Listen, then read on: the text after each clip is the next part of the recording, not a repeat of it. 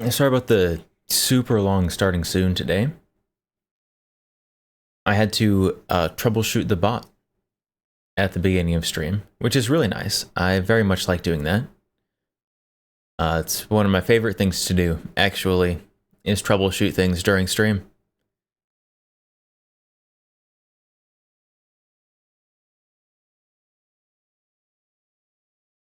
But hello. Hello, welcome.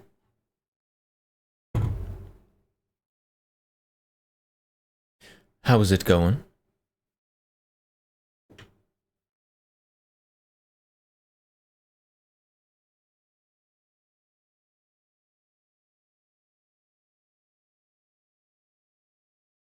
All right, so we have a new command. Where'd it go? Well, I literally was just fixing it. Where is it? So we have a new command. We have the but command.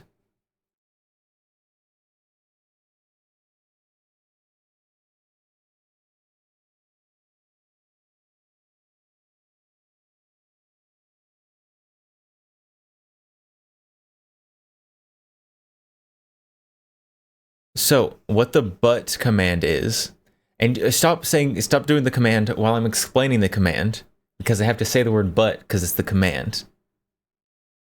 I almost said it. I use the word but as a filler word, right? So we now have a command to count it. And if it is set up properly, then it should work properly.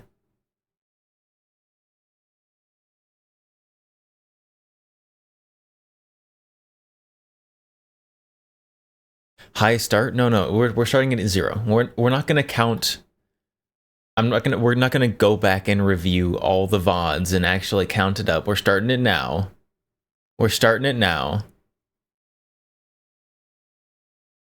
Only used when but used as filler.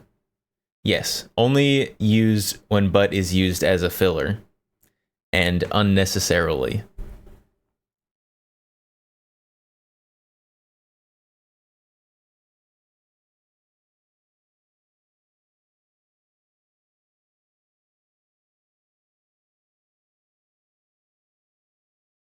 So that is the but. That's the but command.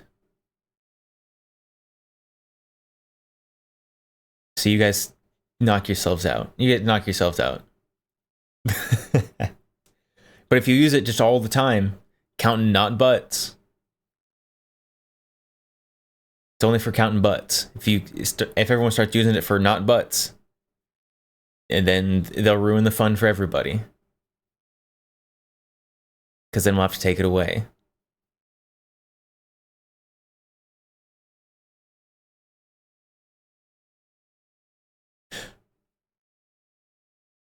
I need to say hi to everybody, though.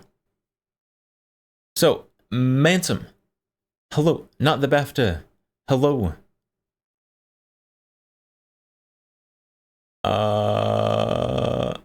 And then I struggled to get commands working. King Panzer, hello, welcome. Lalo, hello, welcome. Atomic, hello, welcome. Majestic, hello. What's a random gun? We're gonna ignore that. I was trying to play with that command earlier, try and make it do some more fancy stuff, and it didn't work. And then when I tried to change it back, I am illiterate.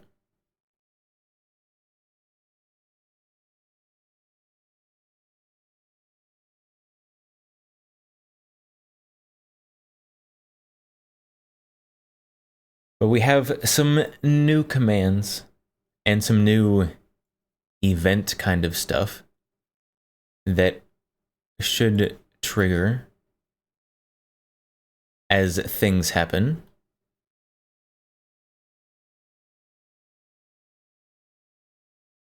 Is the Heiser my version of the Rhino now? I mean, for a little bit at least. A chat did fund my trip to go buy this. So while chat didn't actually fund the gun, chat did overfund the trip by a significant amount.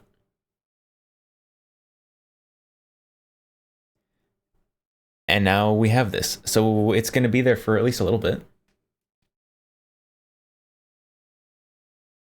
It's not going to live there forever and ever and ever. But it'll be there for now. Right? If it's not on the table. It can't live on the table forever. Eventually, I'm going to have to use this corner for something else.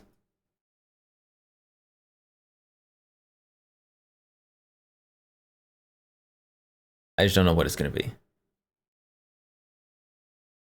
I am still working. I am still working on the vloggy video.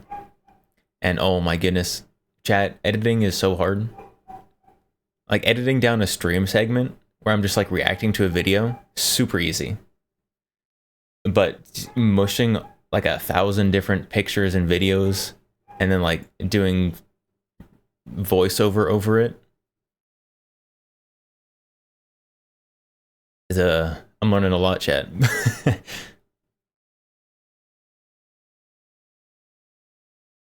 Gotcha, said the same about the Rhino.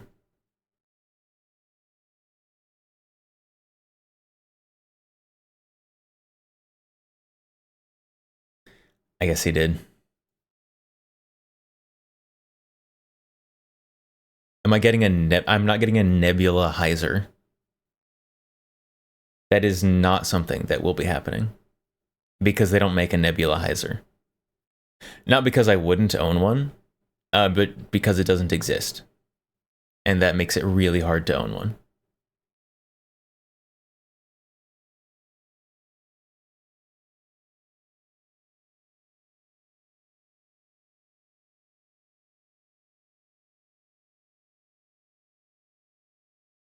Is Cerakote the... No. A Nebula finish is not a Cerakote. It's an oil slick kind of shimmery finish almost. I don't know what they actually use to make it. It's probably like some titanium compound or something.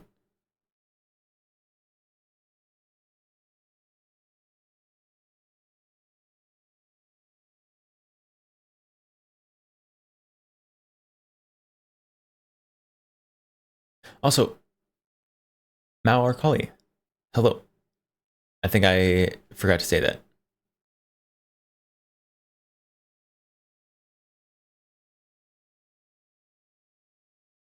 No, I am not Cerakoting this.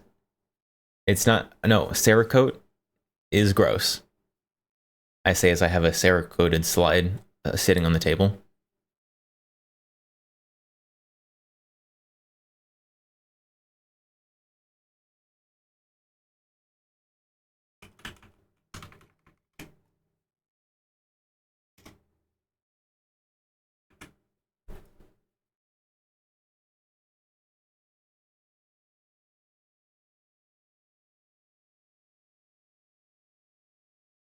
I'm not going to Cerakote my Demolition Ranch Heiser.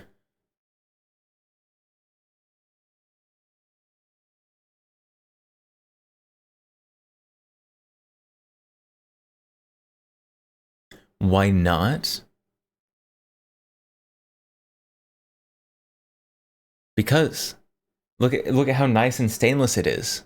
This currently is a Demo Ranch video clone correct Heiser. If I Cerakote, it's not going to be clone correct anymore.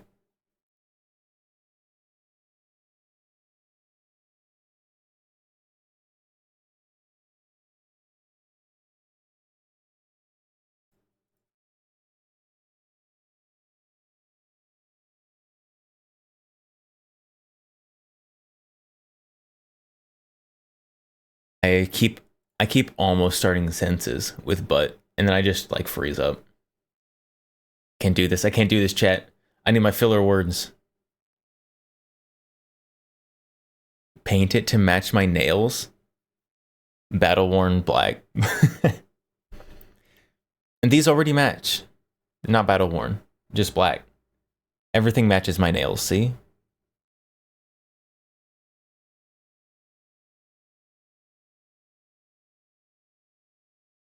It's something he would have done.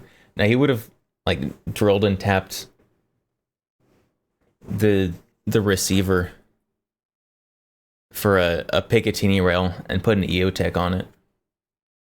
That is something very, very demo ranch coded for sure.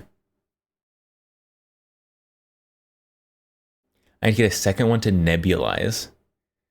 I don't even know how a nebula finish works.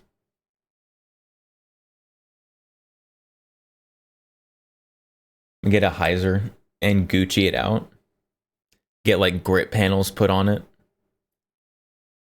Like polish and nebula finish it. That'd be awful. Chat, that'd be terrible.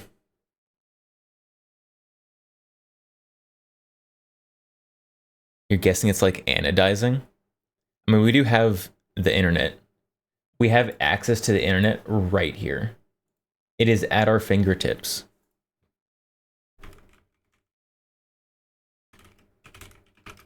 Nebula metal finish.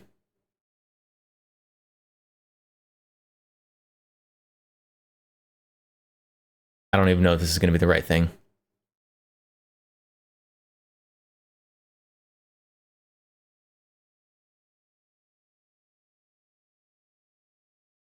Okay, well, that's a New Zealand company. I don't think they're going to be refinishing my firearm frame. Okay, what is that kind of metal finish called? Rainbow metal finish. What is this called? Reddit? Reddit, tell me the answer.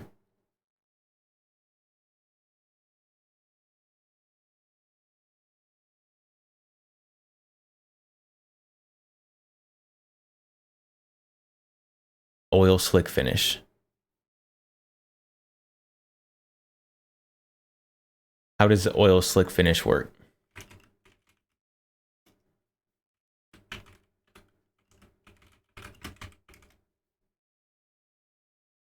Internet is used for spreading misinformation only. Don't worry. We still might be able to do that.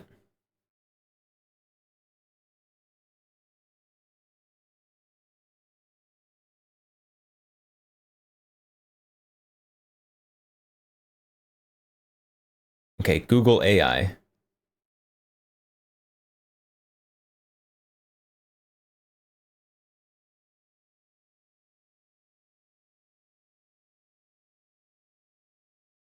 How it works. Examples, specialized paint. How do you do it on a gun? I have no idea. Pet gun, pet Tavor. Tavor still needs an optic. I know it has like the fold out irons, but I need to get a real optic for it someday.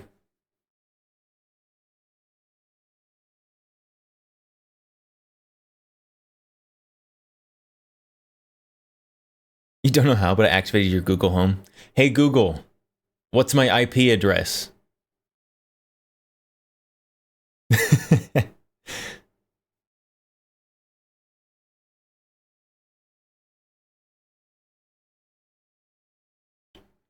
Hyzer ads. That's a new one.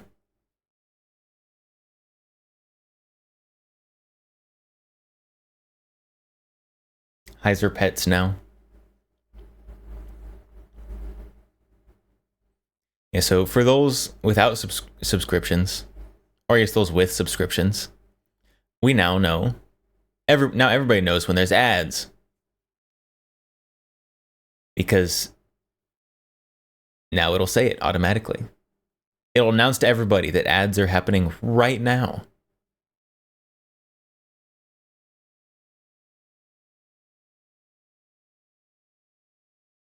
I think I missed some redeems earlier. Did I? I feel like I missed something.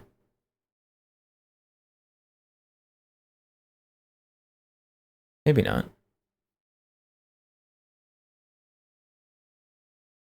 Oh, yeah, there it is. King Panzer. Hi, honey. We have an ads notification now. Now we just need to get like an ads emote. And everybody can spam the ads emote whenever ads happen.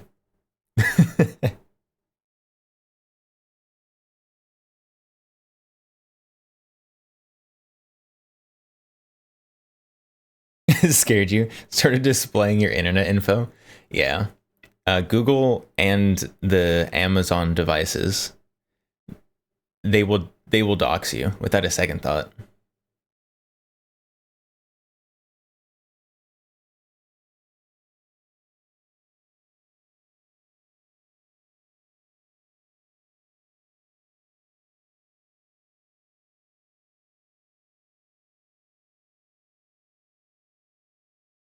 Is it going to go to an ads done? There's no ads done message, only ads started.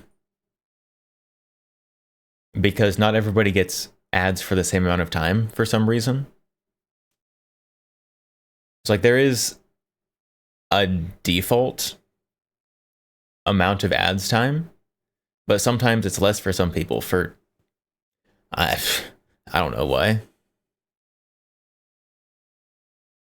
Hey Google, call 911.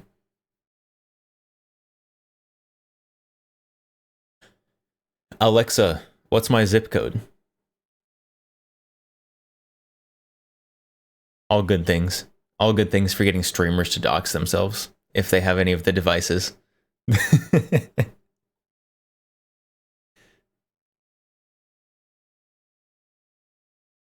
And very chaotic.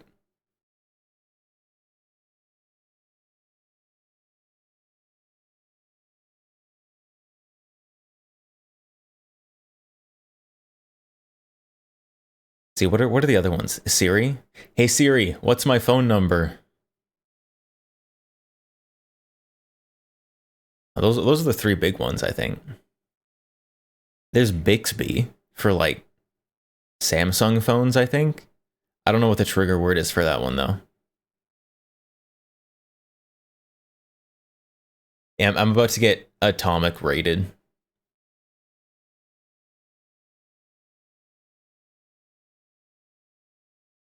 Hey Bixby. Hey Bixby, call mom.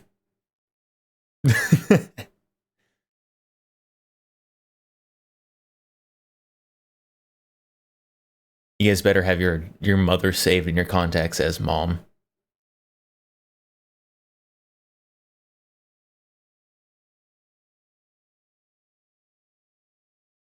Also, I don't think anyone actually uses Bixby.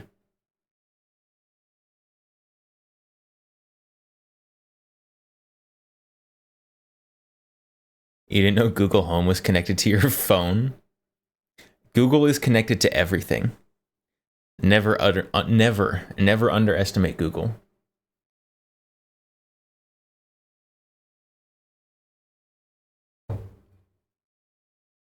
You turned that off day one. Yeah, I don't think anybody uses Bixby.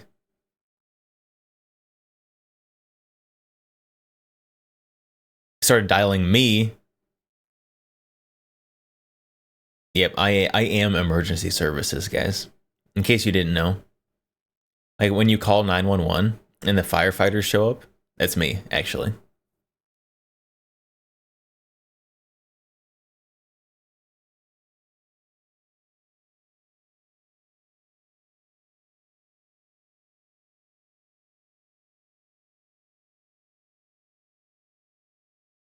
Bixby is only for reading QR codes. Bixby reads QR codes? Isn't that just like built into like the smartphone camera?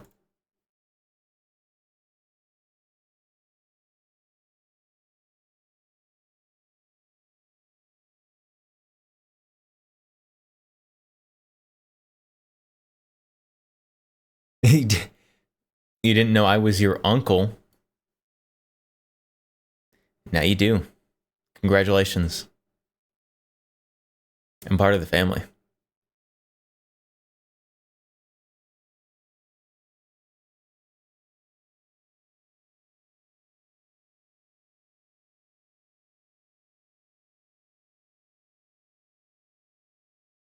That's the only reason you use it, not for your phone? Wait, what? How?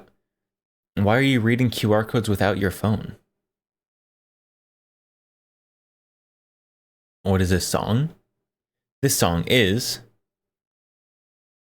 No Title by Rail.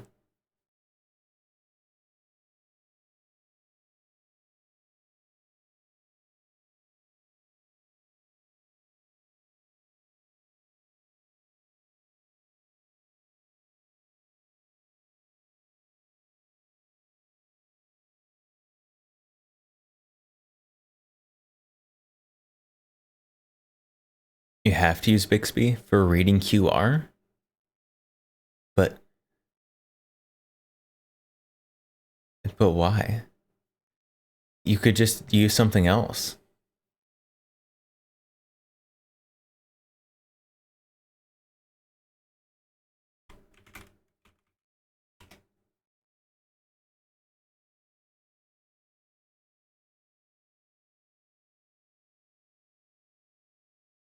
Oh, have you guys seen? I did want to talk about this today because I thought it was super based. Have you guys seen the Judge Van Dyke, Ninth Circuit judge, his dissent in the Bonta magazine ban case is very good. I've already watched it, but it's so good that we're gonna watch it again, or I'm gonna watch it again here, and you guys are gonna watch it maybe again. Tristan, hello, welcome. He should have had M16 instead of AK. Yeah, so for those who don't know, Judge Van Dyke here. Well, let me size the window properly, because it always unsizes itself.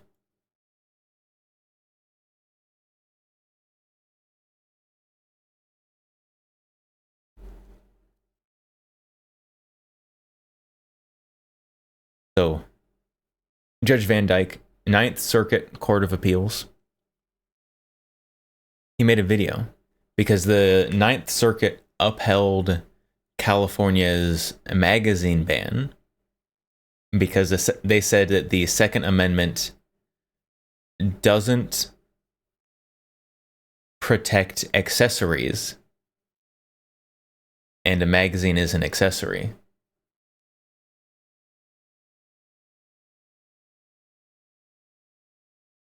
And so this absolute just Giga Chad made this video where he like just wonderfully explained everything.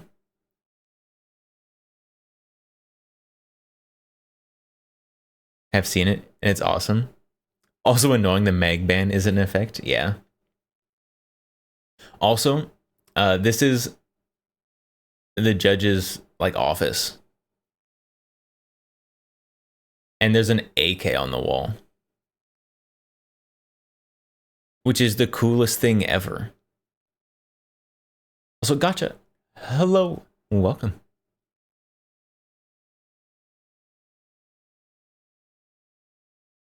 So we are going to watch the video. Oh, no subtitles. Man, how do I pretend like I know how to read?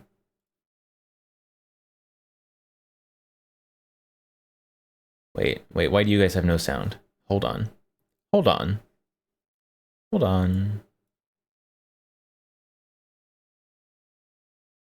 You saw this video in your recommendeds? Yeah, this video has 146,000 views. How does that compare with the rest of the videos on this? The United States Courts of Appeal. Yeah, the rest of the videos have mostly less than 100 views. This one's at 146,000. Crazy.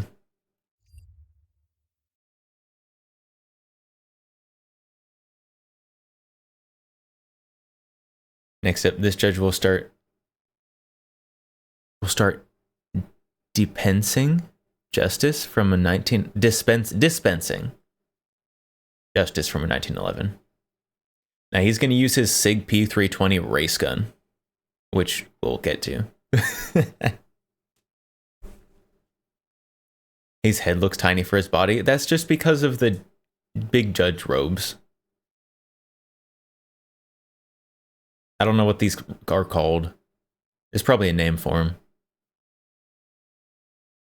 The judge suit. Hi, I'm Judge Van Dyke, and welcome to my chambers. I'm making this video as part of my opinion in the Dunca v. Bonta case. In this case, the state of California made the argument, which the majority has now accepted, that a magazine holding more than 10 rounds is just an accessory, not an arm protected by the Second Amendment's right of the people to keep and bear arms. I think anyone with a basic familiarity with firearms could show you that this attempted distinction is simply inconsistent with reality. I alluded to this during oral argument when I asked California's counsel about the balance of the tests that are proposed for what qualifies as an arm protected by the Second Amendment. Let's go to that exchange now. So, TLDR, or maybe the same length, but again, California, a magazine larger than 10 rounds is an accessory and therefore not protected by the Second Amendment.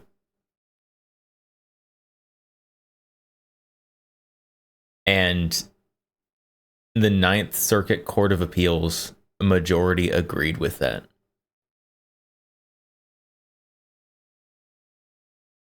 Big sad. Judicial gowns, according to Google. It doesn't sound real for some reason. I don't like that. They need to call it something else. A gown is like something else. Can I ask you a question about that? Because yes, Your Honor. So the way you're treating magazines, it seems like you could use the same sort of rationale as between a non-semi-automatic firearm, say a lever action or a bolt action or a revolver type action, and a semi-automatic firearm. So I'm trying to figure out if you're saying, well, what we do is we say, have people ever banned particularly dangerous rounds? And now we're saying large capacity magazines are particularly dangerous. Why couldn't that same reasoning be used to ban semi-automatic firearms altogether? To say, because I mean, think about it, like during the Revolutionary War, if the United States had had semi-automatic firearms that only held 5 to 10 rounds, it'd have been about 10 minutes and it would have been over, right, as against muskets. So clearly, the semi-automatic mechanism is way, way, way, way, way more particularly dangerous than the difference, the delta between a 10-round magazine and a 15-round magazine. So why does your reasoning not mean that, if this reasoning works, why does your reasoning not mean that a state could just ban the semi-automatic firearms altogether? So if we're just start talking, Your Honor, about this initial sort of textual question, I think if you're dealing with a semi-automatic, that would fit the definition of an arm. No, but that semi-automatic could be a revolver. Like it could be, I mean, just like this, that high-capacity magazine could be a lower-capacity magazine. I don't know if a semi-automatic could be a revolver. That's just double action. You'd move on to the other aspects of the Bruen analysis. At stage one, is a particular weapon that's being addressed by the law. Wait. Can it wait? If you just have a double action revolver, is that semi-auto?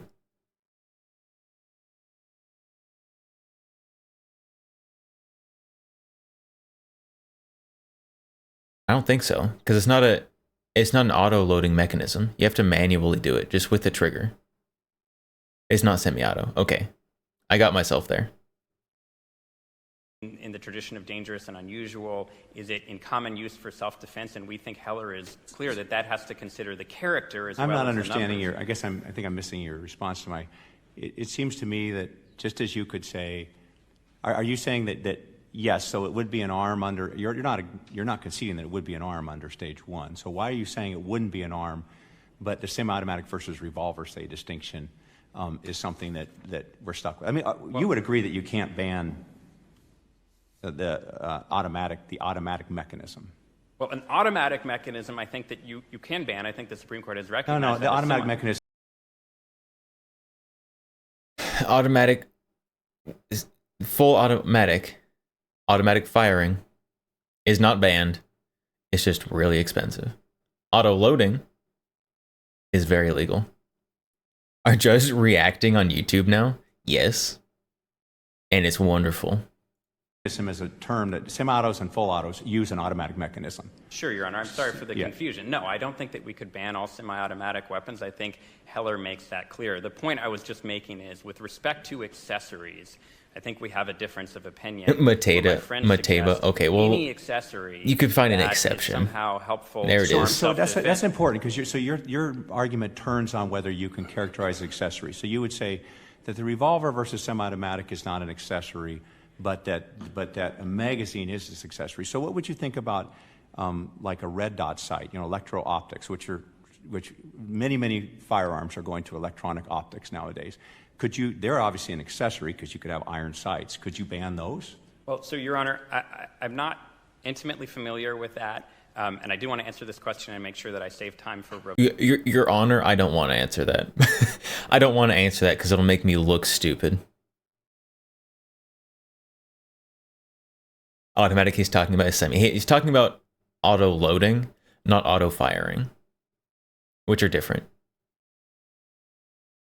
Rebuttal. I think that the question at the outset would be, is that, if it's an accessory, is it within the Teixeira principle that it's necessary to the realization of the right to self-defense? We can't ban all semi-automatic weapons. California proceeds to restrict all semi-autos to one-round magazines. It became clear to me that many, including both California's counsel and my colleagues in the majority in this case, lack the basic familiarity with firearms to understand the inherent shortcomings of... I really liked when Judge Van Dyke here asked him about like red dots, and the guy was like, I don't know what those are. Like, then why are you here? If you don't know what a red dot is, then why are you here arguing over Second Amendment things? Like, that is super basic.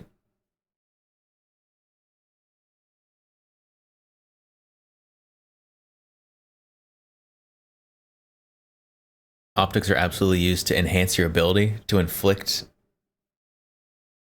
harm on others. Yeah, so when used, an optic increases your effectiveness, either for good or evil, however the tool is being used.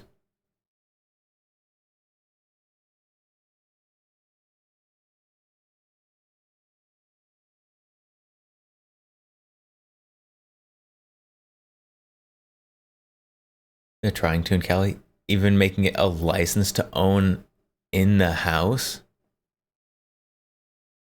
Didn't they overturn the like FOID card stuff in Illinois? Like their license to buy.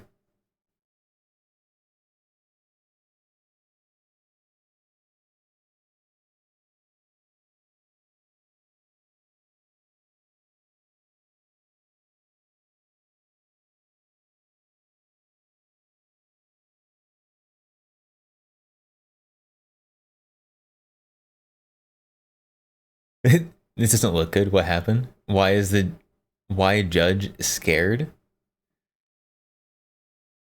We've got a weird freeze frame.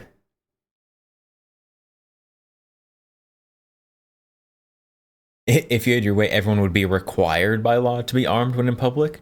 I don't think you should be required to be armed. Just like I don't think anyone should be required to use any of their rights. Like if you never want to use your right to free speech, you just choose never to talk. Like, okay. It's a little weird, but go for it. But I think everyone should have the ability.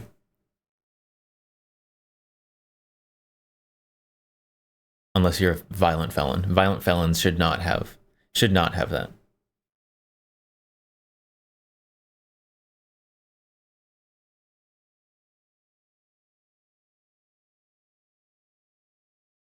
There was the introduction of bills for duty to retreat and to increase the current requirements from cert to buy to a license to own in the house.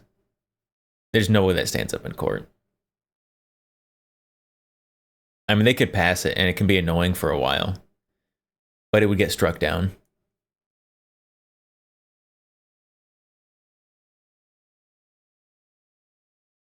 Is easy to be a crime than not being a crime? There are so many ways you can accidentally, like, just commit serious felonies, like, as a legal gun owner, like, where you have committed no harm to anybody, but you've committed a felony. There's so many ways to do it, and it's ridiculous.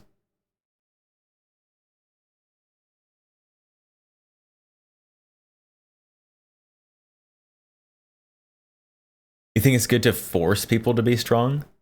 Never back down? Face things head on? I don't know. I don't think I agree with that one. I do think everyone should have a base understanding of firearms because it is a right. Just like I think people should have a base understanding of all the other amendments. But well, I was going to say in school, you're taught all the other ones, but I don't know if that's the case anymore.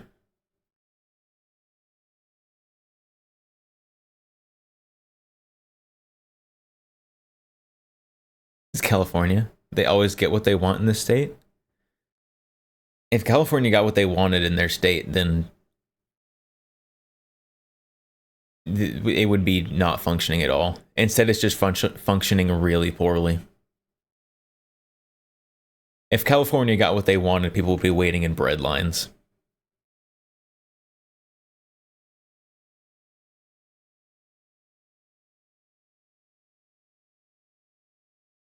If you want to carry a M2 Browning through Walmart, you want the right, you better start working out.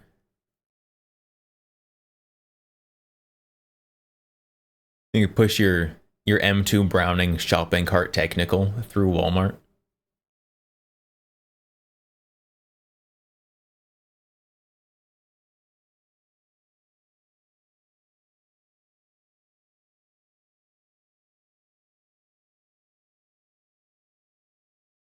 You're a California resident, unfortunately, and a guy behind the gun counter. I'm so sorry.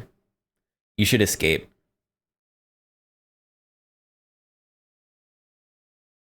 Let them have California. We should worry about the important states.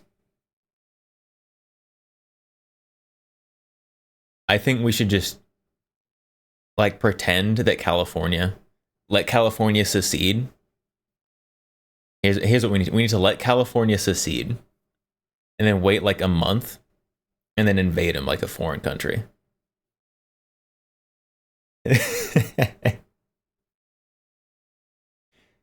And then annex them again once we fix them. It's perfect. Perfect plan. Nothing could go wrong.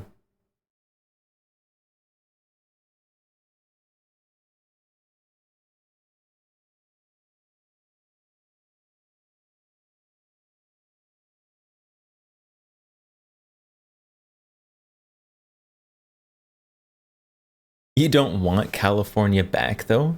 But California used to be cool. California was pretty cool until, like, the 60s or something. Whenever it started going bad.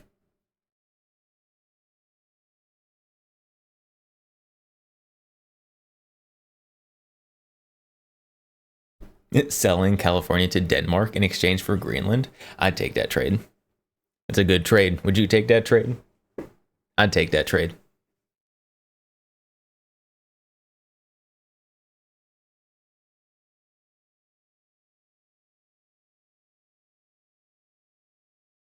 An obvious inadmissibility of the test that California was proposing, and which the majority in this case has now adopted. I originally planned to explain all of this in writing, in my opinion, and why the argument doesn't make sense, but it occurred to me that in this instance, showing is much more effective than telling. As the old saying goes, a picture is sometimes worth 1,000 words, and here I hope you will agree that a video is at least worth that much. And I suppose at this point in the video is as good a time as any to apologize for any shortcomings of the video. This is the first video like this that I've ever made, and in our digital age, I fear that people have become accustomed to a production quality that I'm sure that I fall far short of. But I hope and expect that... I'm gonna be honest. In the digital age, I hope that more judges do this. Partly because I'm really lazy and don't want to read. And if I can just like play a video while I'm like folding laundry or like making dinner, it'd be way more convenient. And just have them tell me what they want to say. Regardless of any such flaws, this video will still powerfully serve the purpose for which I've made it. I also want to emphasize that for safety purposes, I have rendered inoperable all the guns and gun parts that I use to demonstrate today. And finally, as an appellate body, it's obviously not our role to make factual determinations, so I share this not to supplement the factual record that we're using to decide this case. Instead, I share this because a rudimentary understanding of how guns are made, sold, used, and commonly modified makes obvious why California's proposed test and the one my colleagues are adopting today simply does not work. I'm sure I could explain all of this in writing without being accused of improper fact-finding, but it's obviously much more effective to simply show you. So let's do that now. Welcome back. To demonstrate, I'm going to start with this SIG P320 that's basically in its stock configuration. That is, this gun is basically in the same configuration it would come to. Oh no, he's got the whole grip on that one.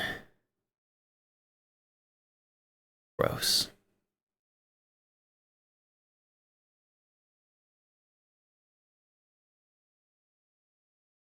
What's funny is a double standard judge with an AK on his wall. Why is that a double standard?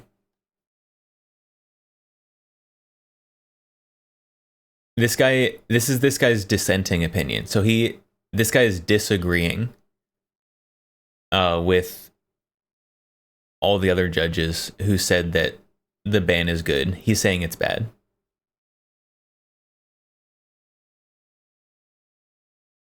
So this guy is pro Second Amendment.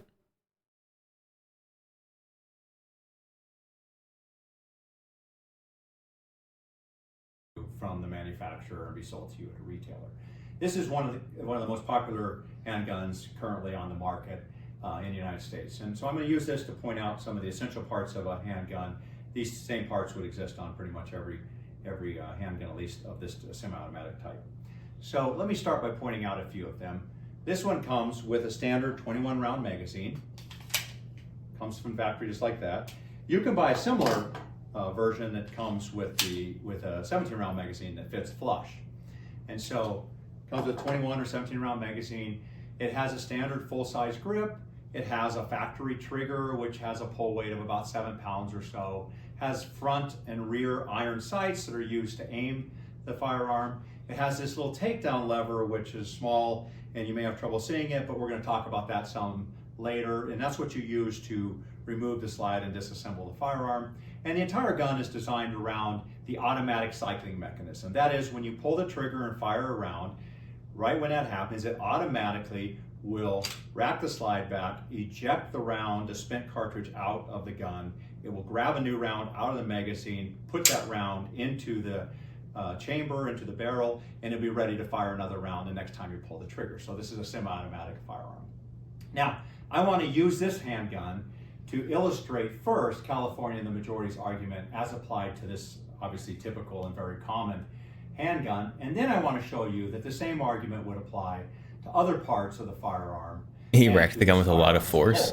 Now, as a reminder, California, he's not afraid of breaking it. The majority's adopted here is that a magazine that holds more than 10 rounds is not an arm protected by the Second Amendment. So this 21 round magazine that comes from the factory or a 17 round magazine is not an arm protected by the Second Amendment. Now, California acknowledges that a magazine is necessary to make the firearm function, but they argue that because you can replace the standard magazine with one that holds fewer rounds, 10 rounds or less, then these higher capacity magazines are not an arm and thus wholly unprotected by the Second Amendment. Now, the problem with California's argument is that, as I pointed out in oral argument, the exact same argument would apply to essentially every part on this firearm, which would mean that essentially nothing on this firearm would be protected by the Second Amendment. Allow me to illustrate that using this firearm. Now, in oral argument, I asked California's counsel if their argument meant that the sights on this firearm are not protected by the Second Amendment. And part of the reason I'm making this video is because it didn't appear that counsel understood what I was asking. So take a look again at this handgun. What you see on here are iron sights. You have a front and a rear iron sight. And the way that you fire this handgun, the way you aim it, is you take and you line up these two sights and you line them up on what you want to shoot at. And that's how you hit what you're aiming at with this firearm. These are iron sights. They're probably the most common sighting system for a handgun. And, True. But all you have to do on this Irons are very common. to change out the sights is remove two screws in this slide right here, and the back sight. Chad, did you see how fast he disassembled that gun? Can we get a side-by-side of this guy disassembling the SIG next to that ATF, quote, expert disassembling a Glock?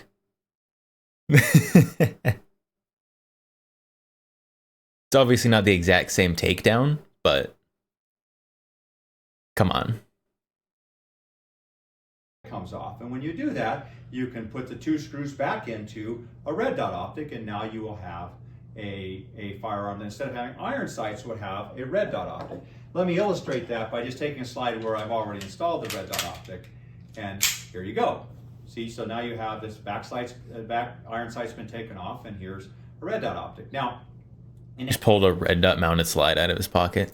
in the hands of an experienced shooter, this red dot optic allows you to shoot the firearm more quickly, to get on target more quickly, to hit what you're aiming at, be more accurate. And so it's obviously much more dangerous if it's being used for an unlawful or wrong purpose. But if it's being used for a lawful purpose, then it makes the firearm better for. Glocks are hard to take down, have to pull too, and they are small. But here's Glock. This one is empty. So you've got two little pull tabs right there.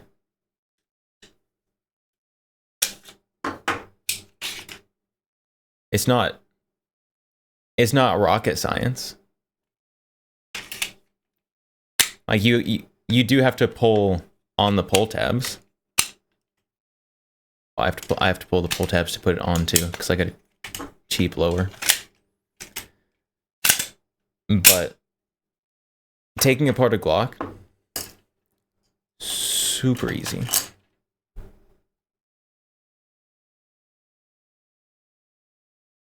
He even put it back together with no problem at all. Yeah, he completely reconfigured his gun right here. What model? So this one, it's kind of a Glock 17L. So this is the frame is the SCT Glock pattern frame, and it's got a Zafiri slide and barrel on it.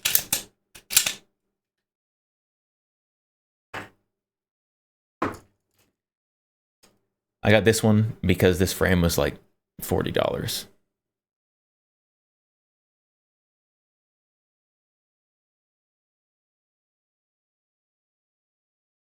For the longest time, you thought you had to the slide all the way back to remove it.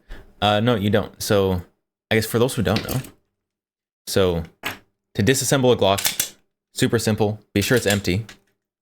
You do have to have the trigger pulled to the rear. And then all you have to do is pull the slide back just a little bit, pull down the levers, and then it lets go. And the reason you only have to pull it back a tiny bit is because, let's see if we can zoom in enough to see that. So right there, you can see the little piece in the middle that moves whenever I depress the little side things. That in there, I don't know if we're gonna be able to tell very well on camera, but that in there has a little lip on it. And so that little lip just catches on a matching reverse lip right there.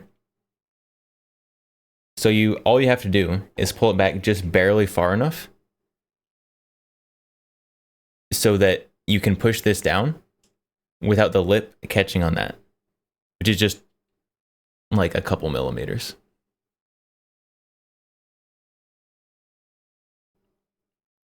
The SCT frame, how are those to shoot? It's not bad. I mean, it's not like anything to write home about, but for a budget like Glock frame, the only complaint I have is that you also have to pull the lever when you're putting it back together. But I don't know, it's decent. Honestly, the ergonomics of this I like better than just a standard Gen 3 Glock, which is what it's based off of. I did also put one of the Glock extended slide releases on it because the Gen 3 ones are gross. But it's fine. It gets the job done. It's a cheap piece of plastic, just like a Glock, and it works.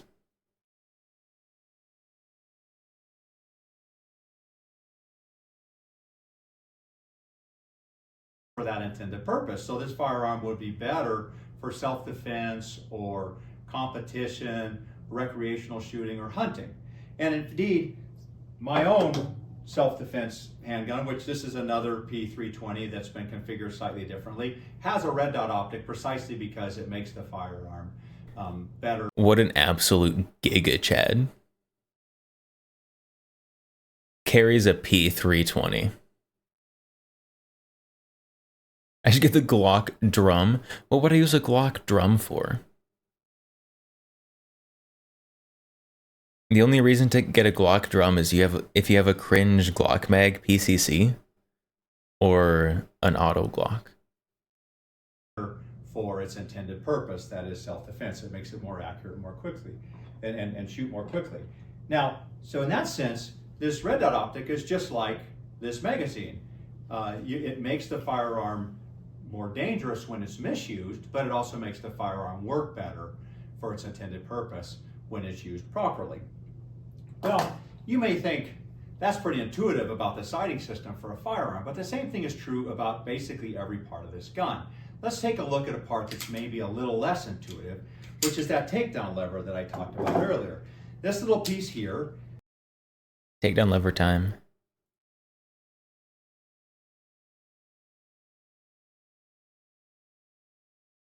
Or Instagram photo. Yeah, you can make your Instagram photos look extra ghetto with a Glock drum mag. Comment makes you feel personally attacked. What, the Glock drum mag? Glock drum mags are gross.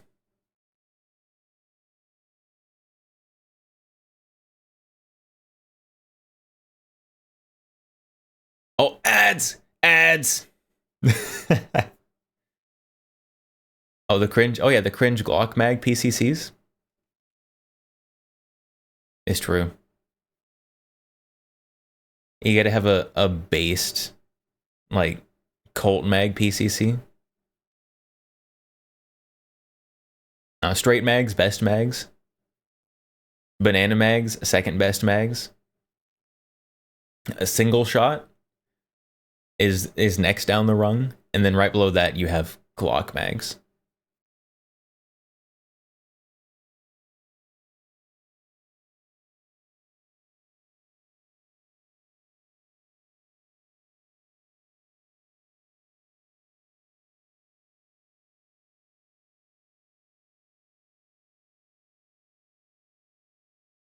All right, we got 1 minute left in the ads.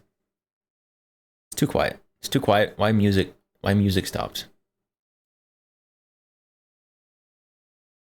Time to convert your Glock to Uzi mags. Okay, a Glock mag in a Glock is the only acceptable place for a Glock mag. It's specifically the Glock mag PCCs. Glock magazines do not belong outside of the pistol grip.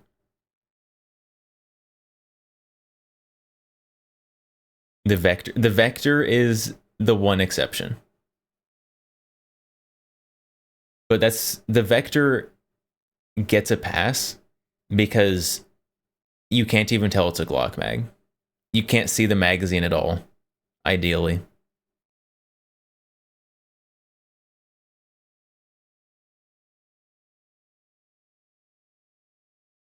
You love the Glock drum? It's a piece of urban art. Yeah, the Glock drum definitely has the same vibe as like a graffiti underneath a bridge.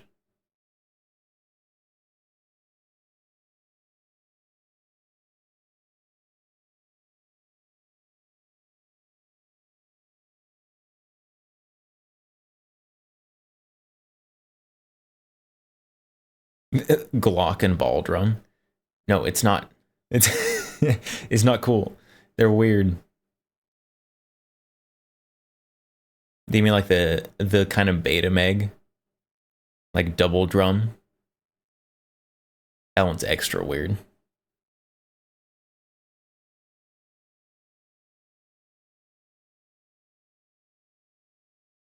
Did your question get answered? Is the P320 with the drop issue? Or that is the P320. The P320 is the notorious drop issue gun.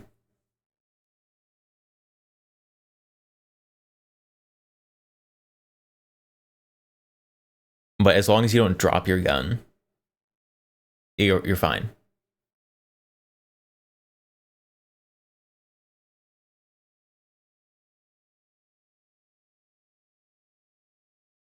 You're from Southside. Doesn't that have familiar sights sometime? Southside Chicago. Wow. You're a Chicago survivor.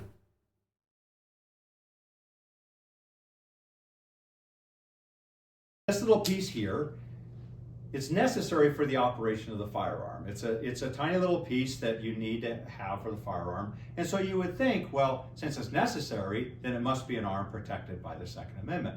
But not under California's logic in this case. See, you can replace this factory takedown lever with a different factory takedown lever. This one's called a gas pedal. And when you do that, look at this guy. Replace it, you put the slide back on.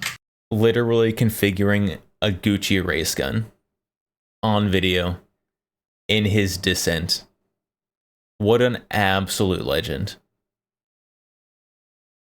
Put the optics cut slide with an optic on there. Put the gas pedal on. Like, look at this guy.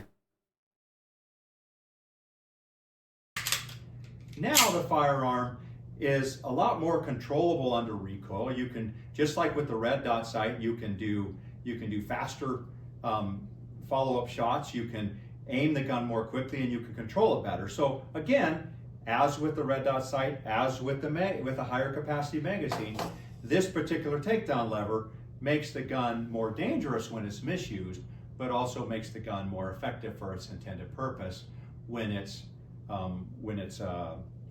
used properly. So under California's logic, because this is an accessory, this little takedown lever, it could be replaced with a worse part, this little takedown lever is not protected. It's not part of the arm protected by the Second Amendment. Well, you might ask yourself, well, what about the grip? Like, you think this grip... I mean, that is pretty much California's argument. Like, if you can replace the piece with a worse piece, then you can just ban the better thing. Because it's an accessory. So you don't need it. Just put the worst one on there. Nice trigger, you don't need that.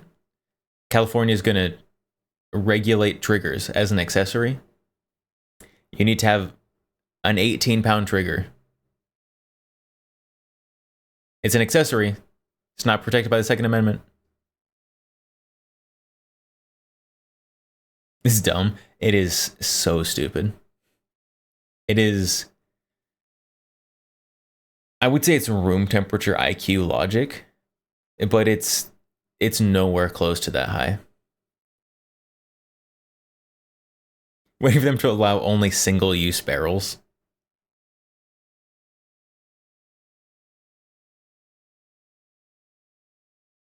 It's Massachusetts, but Cali... Wait, does Massachusetts have a trigger weight law? Is that real? I hope not.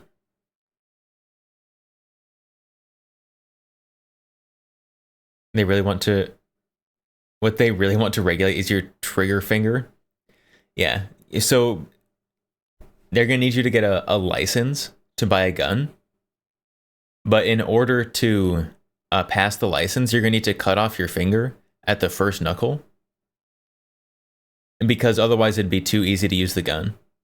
And clearly your finger is not protected by the Second Amendment, so it'd be okay.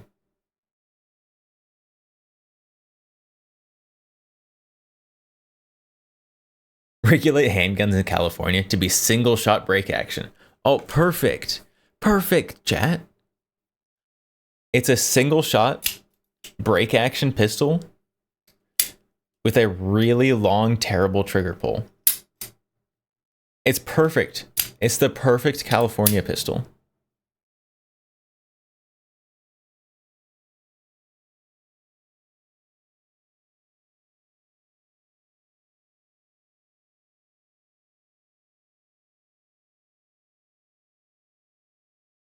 In California, magazines holding only one round exist.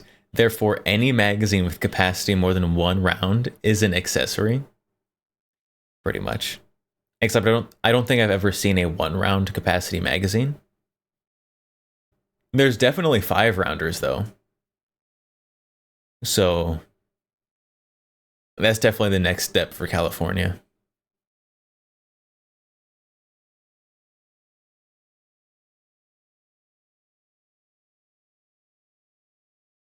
They want to regulate index fingers. Yep. Grip, certainly it must be part of the arm. I mean, it seems like that's a pretty key part of a firearm is the grip of a pistol. Well, actually, under the majority's argument, it would not be protected. And the reason is, here's a bunch of grips that I... Dumps P320s on table. It's just the grips.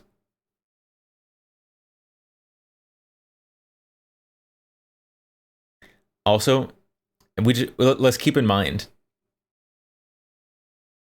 these are all this judge's personal collection. Accumulated over the years. I'm just going to pull a couple out here. This is a nice small grip, a nice small light grip. This is a big heavy grip. So what you can do on this firearm is you can remove the slide, remove that takedown lever, take what's called the fire control unit out of the firearm. This is actually the firearm under the ATF's definition. And you can take this fire control lever and you can put it inside this smaller grip. And you could use this grip for, say, self-defense purposes because it's very concealable, it's light, it's easy to carry. And indeed, you'll see that's pretty much the type of grip that I have on my self-defense firearm. Or you could take this much heavier grip with aggressive stippling on it and with a flared mag well, and you could put this fire control unit in there. He's literally just like he's just upgrading his whole gun from standard P320 up to like race gun. Just one piece at a time.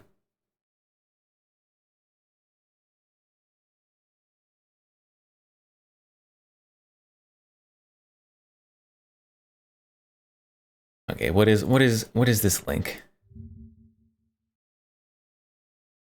1-round rotary magazine. Oh, of course it's Ruger. Of course it's Ruger.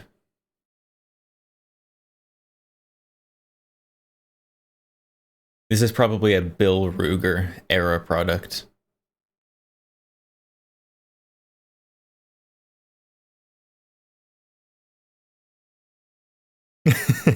Leave it to Ruger to make a 1-round magazine. Yeah, this is very Ruger. I can't think of any other company that would be more likely to than Ruger.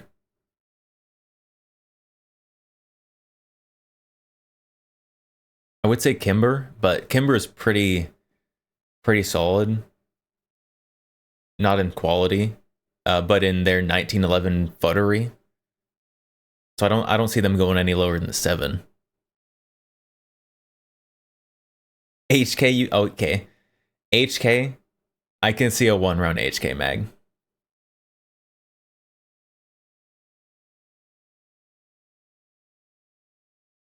Release SP7, ships with 1-round mag. If you have a capacity of 1+1. Who's gonna buy the HK MP7 with a capacity of 1+1? Like $6,500. Because HK.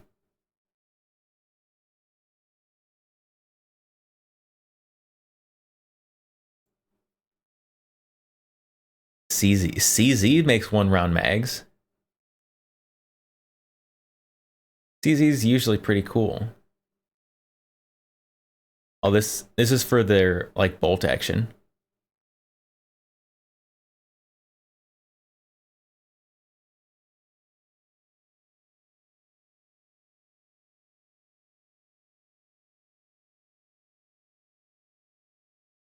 Why would you want this though? I mean, I guess there's people who just have like single shot bolt actions. So I guess you just use it like that. Just use this as a feed tray and just stick 1 round at a time. Just into the gun.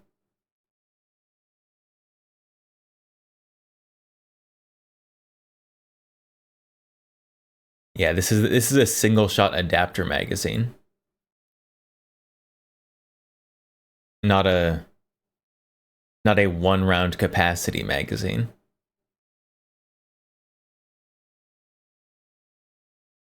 You don't have like 10 of these on the table and just like stuff them all in.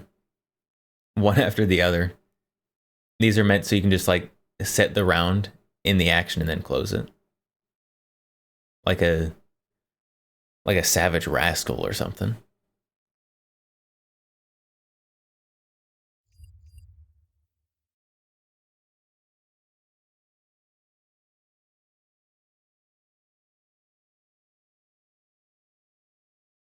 They mess with the magwell again, make them useless.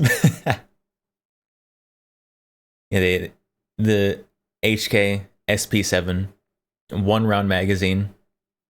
It's got a proprietary magwell that's not easily switchable. And it's got a different bolt and feed ramp to feed the 1 round out of the magazine. It's perfect. Very, very HK coded.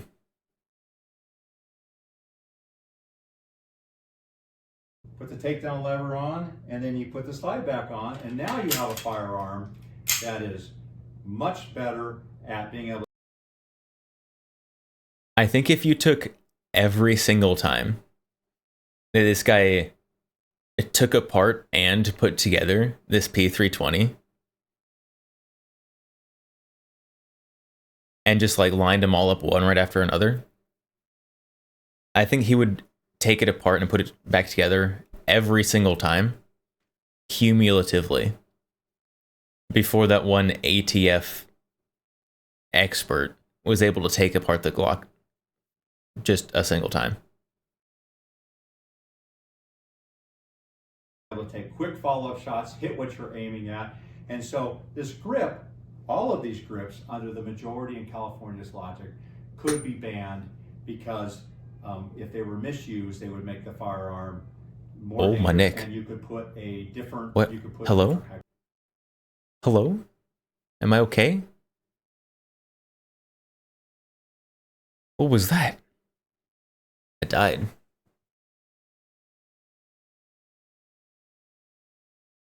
Am I okay now?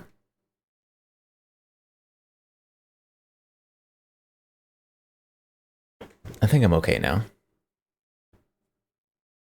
Type of grip on if you wanted to. So you might ask yourself, well, what part of this pistol would be protected as an arm under the majority's logic? Well, I suppose California would eventually be forced to say, well, this part, the FCU, I guess, is the arm protected by the Second Amendment. I don't know. That's got a curved trigger in it. I don't think that part's protected. It died. I died. I'm reborn.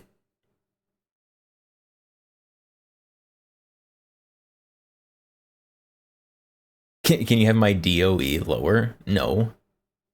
No, you cannot.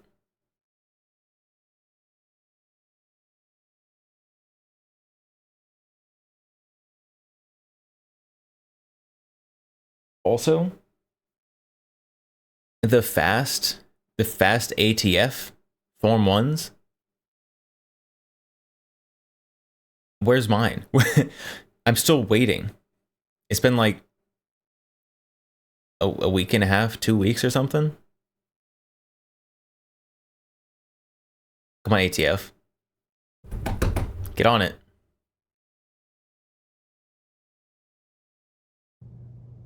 Every other part that you added, as I've just shown you, every other part that you added could easily be characterized, just like the magazine, as an accessory that you add to the firearm, and therefore could be banned under the Second Amendment. But not so fast. Even this part, the FCU, the core basic part of the firearm, could be banned under the majority's rationale. And the reason is, let me show you another FCU. This is the FCU for my competition gun. It has a really nice... He has a competition gun. I want to go to a competition and see Judge Van Dyke. I'm gonna shake his hand.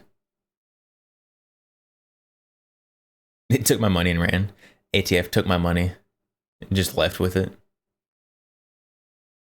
At least it wasn't as much money as KUSA took and ran with. Nice trigger, a nice light, crisp trigger, and has some parts replaced in here. It makes for a really nice trigger. You can upgrade the trigger to make it. He better compete in his judge robes. Because of that, under the majority's logic, He's out here running around USPSA in his judge gown. I'd watch that. You could even ban this FCU, or at least most of it, as simply an accessory, under the and now protected by the Second Amendment. Now, most of what I've shown you could, I suppose, be conceptualized as upgrades. You say, well, that's an upgraded trigger, and that's an upgraded takedown lever, and that's an upgraded grip. But the majority's logic works both ways.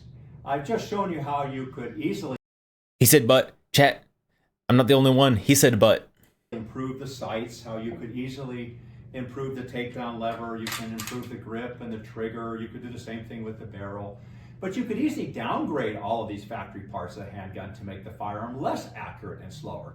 You could put in worse than factory trigger. You could require worse sights than what it comes with from the factory. You could require a grip be put on... What? No, I didn't say it. Chat, I didn't say it. That was him. This type of downgrade is precisely what the majority is actually requiring in this case. As we mentioned earlier, this comes from the factory with a 21-round magazine, or it comes with a 17-round magazine in a slightly different configuration. But the majority is requiring that these factory standard parts be replaced with worse than factory parts, a 10-round magazine. So when we take everything off that the majority might call it accessory, what we're left with, at best, is this fire control unit. And as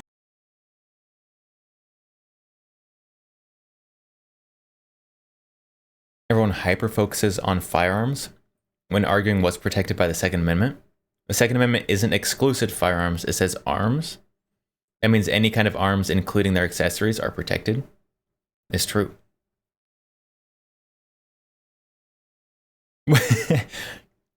I'm pretty sure if you just do exclamation point commands, you can just get the full list of commands.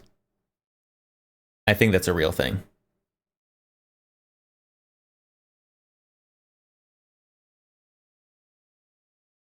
As I've explained, even that could be dumbed down so that much of this fire control unit would be an accessory under California's argument. And of course, you can't shoot this, right? It's inoperable. You need all the other accessories that I've been describing in order to make this work as a firearm. But of course, also, each of these other pieces, just like this magazine, could in some way be considered an accessory. Man, there's some of those commands that are old. Goodness sakes. I need to clean out my commands.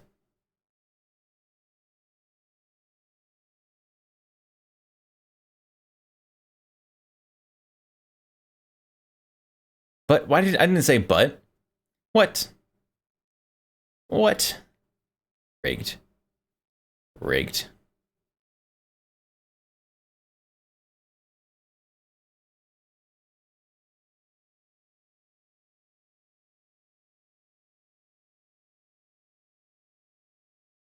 When you if I use the word but, like quotations around it, or I use it properly, you don't get to exclamation point but. Oh my goodness. It's for filler word buts, not good buts.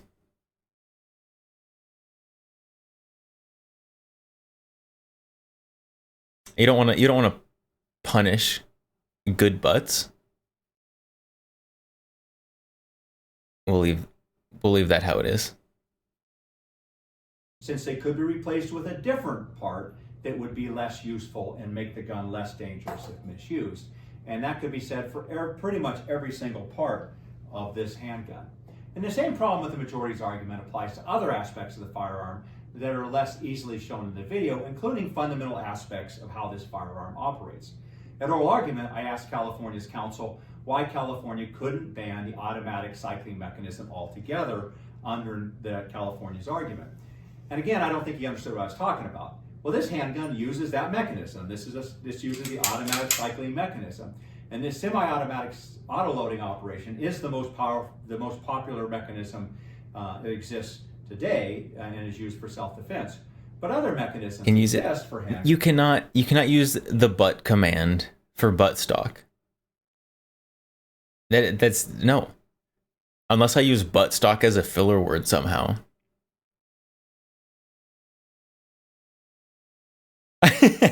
No, chat. When I say it as an example, it doesn't count. Oh my goodness. It's ridiculous. Ridiculous. Guns, including probably most obviously the revolver mechanism. Here's a revolver. Think of the 6-shooter from the old Western movies, right? You can have a revolver which is not automatic. Or you could have, and there's different types of revolvers. There's single shots, there's double actions. You could have the lever action, you could have a pump action, you could have a single shot break action, which only has one round. You have to open it up and manually take the round out and put another in. And under California's argument, because any of these single types of mechanisms are not essential to make this handgun work, and thus, or make a handgun work, and thus are not an arm under the Second Amendment, California could ban the whole semi-automatic mechanism altogether, thereby effectively banning semi-automatic handguns altogether, forcing everyone to use revolvers or single-shot handguns or worse. And of course, with bad sights, crazy heavy trigger pulls, a terrible grip, you get the point. Ultimately, California's argument, which the majority has unwisely adopted here, is based on the unstated assumption that there's some basic, I guess, unadorned, without any accessories firearm that would be protected as an arm under the text of the Second Amendment, but everything else is merely an unprotected accessory that's been added to that firearm that's unprotected. And I hope you can tell from this video that that idea is simply unrealistic and could never be applied in real life.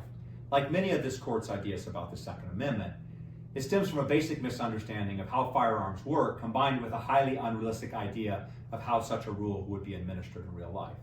Ultimately, the only rule that makes sense and comports with reality and the text of the Constitution is that the entire handgun here, including the grip, this takedown lever, the slide and barrel, the sighting system, and this magazine are all part of the arm within the meaning of the Second Amendment. Thank you for watching. Very good video. Very good video. King Panzer. The judge feels like the type rule for three, but not rule for thee, but not for me type of dude. Why? Why?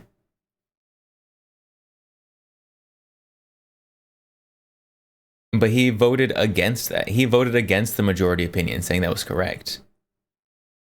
He voted against the 10-round ban. He voted for freedom. What? No, I didn't say but. Oh my goodness.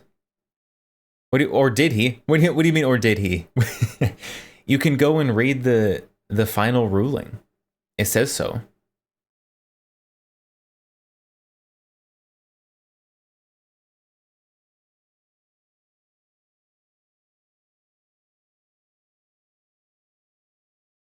But I didn't say but. What?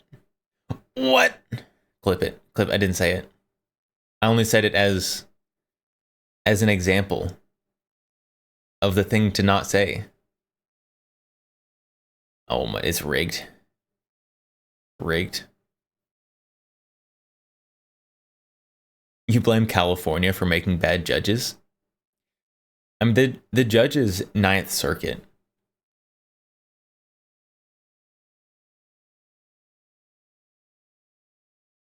Plus 69, 420.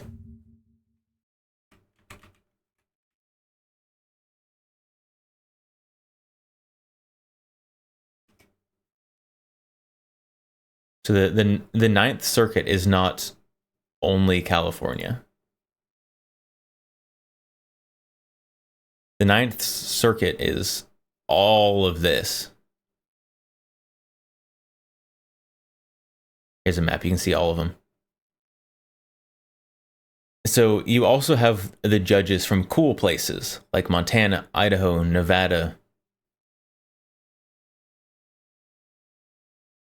But then there's also the ones over here that are less good.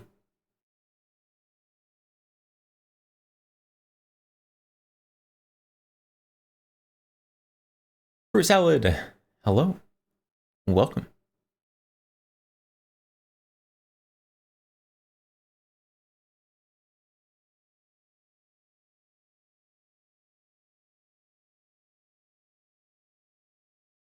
I don't know where Judge Van Dyke is based, but I know it's not California, because he had the standard capacity 21 round magazine. All the states are now limited to 10? No. The 10 round magazine ban or restriction is just a California law.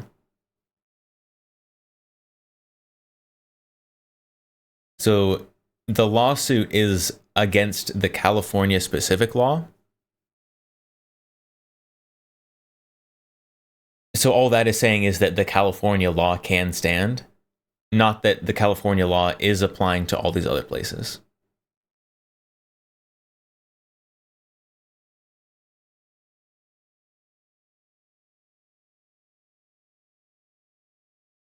Although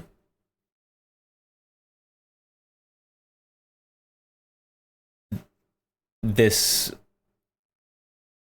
lawsuit is almost definitely going to go to the Supreme Court. And if it doesn't get overturned there, then not only will these states be potentially subject to 10 round magazine capacity limits, everyone will be.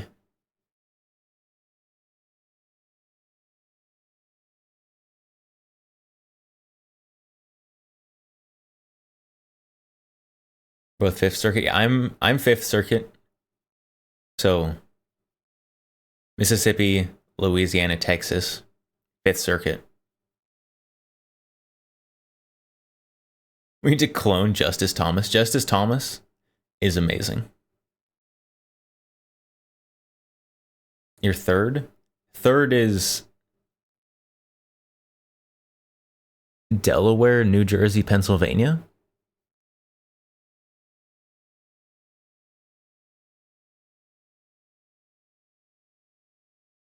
The circuit sizes do not seem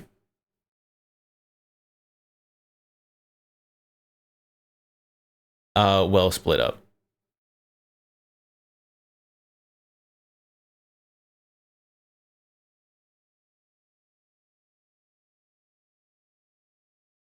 The ninth circuit over here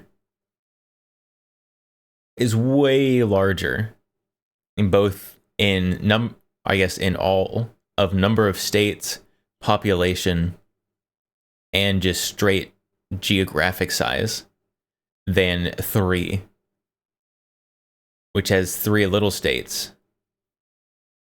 They're fairly dense population states, but only 3 of them.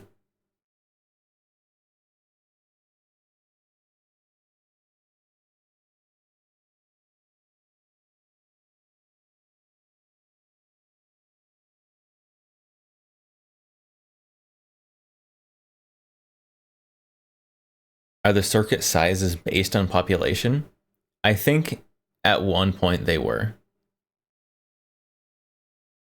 But I don't know. I'm pretty sure they're not anymore, because it just doesn't seem right.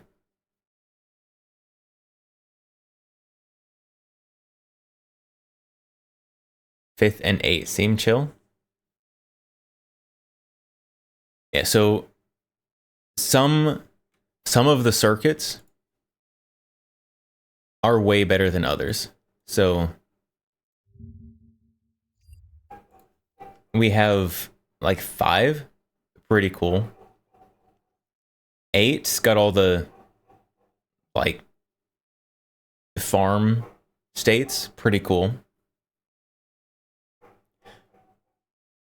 11, Florida, Georgia, Alabama. Pretty cool. 9 has a mix of really good and really terrible states. Obviously weighted significantly towards the really terrible states. But Montana, Idaho, Alaska, Nevada, all very cool.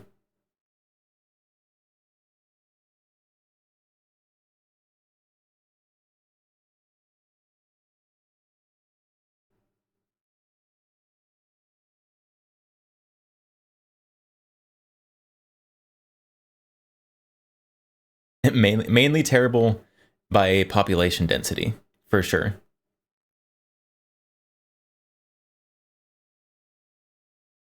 One, two, three look rough.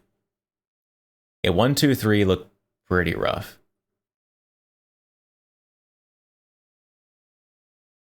These ones right here, not wonderful.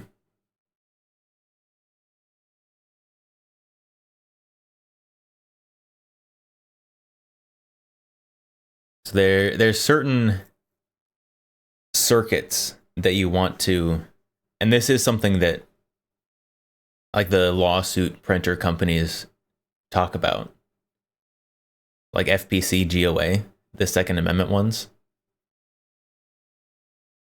They do try to, obviously it's not always possible, because if you're going to fight a California ban, you're going to have to fight it in the Ninth Circuit. But if you're going to fight something else, and you want to, like something federal, then you want to choose which circuit that it goes up through.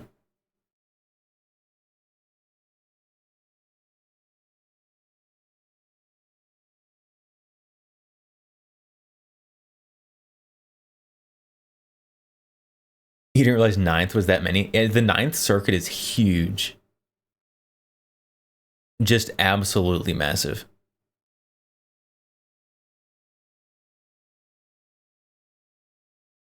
It also has Guam in it for funsies.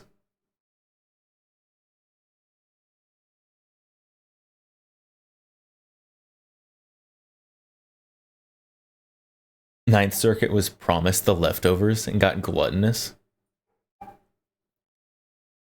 Ninth Circuit got the leftover IQ points that everyone else didn't want.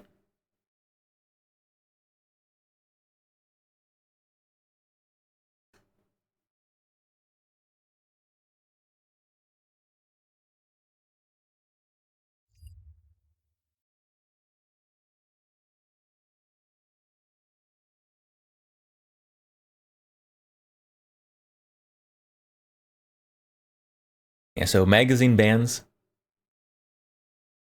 almost definitely headed to the Supreme Court now. Which it should be good.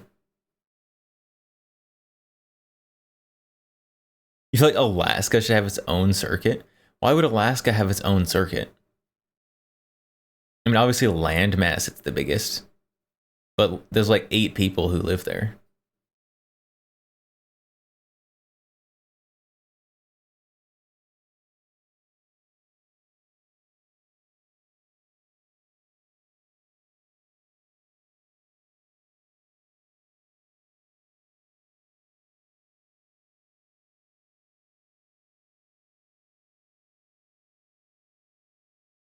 Alaskan bullworm circuit.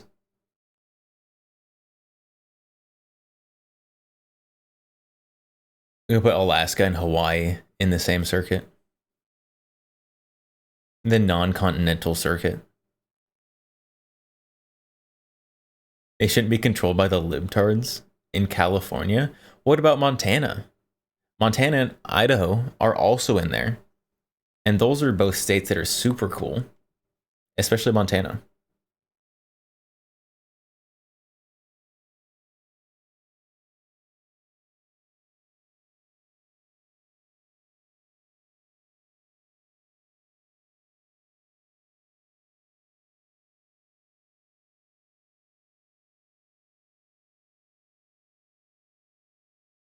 Alaska, Hawaii, Puerto Rico, Virgin Islands, and Guam.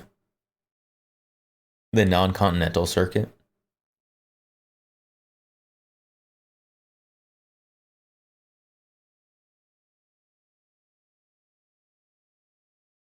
Yeah, I mean, that's not terrible. Except then you'd probably just have to redo all of the circuits. Sadly, Washington and Oregon follow along with California. Yeah. Well, at least, like, if you split them in half, like the coastal side does, the inland side of Washington and Oregon doesn't like the other side.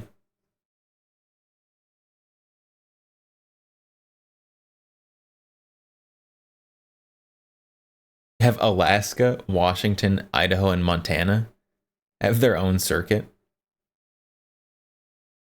Just gerrymander. And gerrymander the circuits so that so the bad states are outnumbered by the cool states.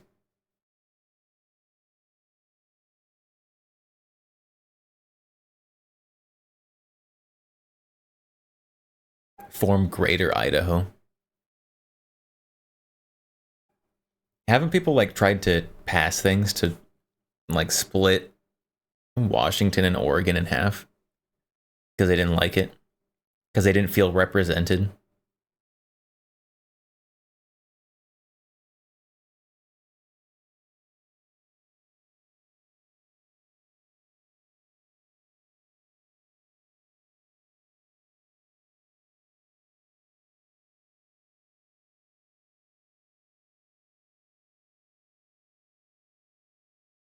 Ads! The ads is very good.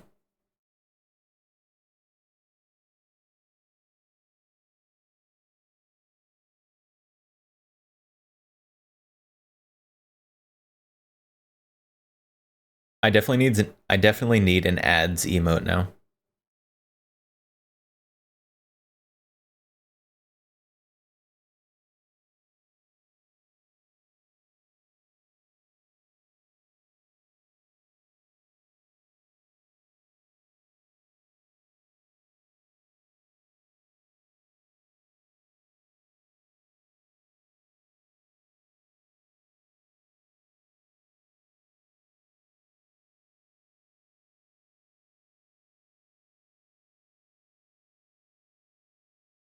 All right, chat.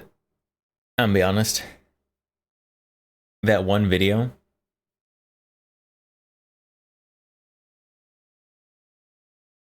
it's kind of all I had planned. That's the only thing I had thought of to talk about on stream.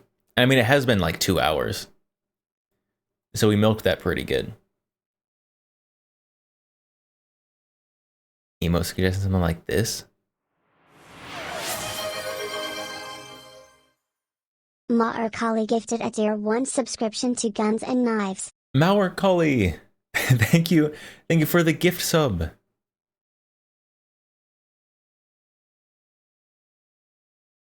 Very much appreciated. Also, Guns and Knives, congratulations on your gift sub.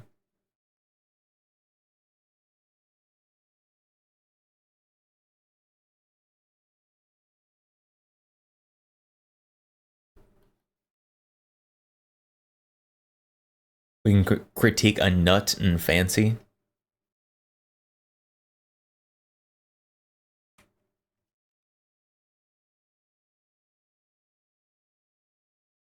I'm gonna be honest. I don't know if I've ever watched any of his reviews.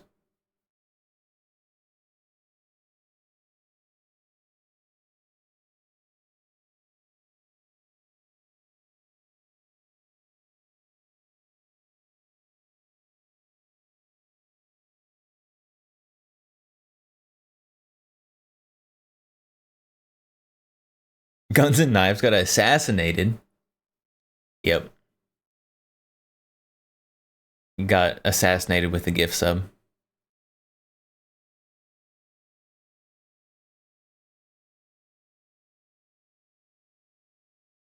Used to watch some of this. I don't think I've ever watched.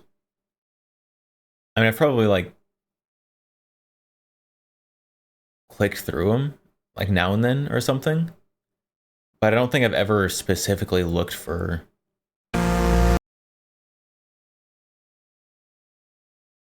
sound jump scare. I don't think I've ever specifically looked for a nut and fancy video.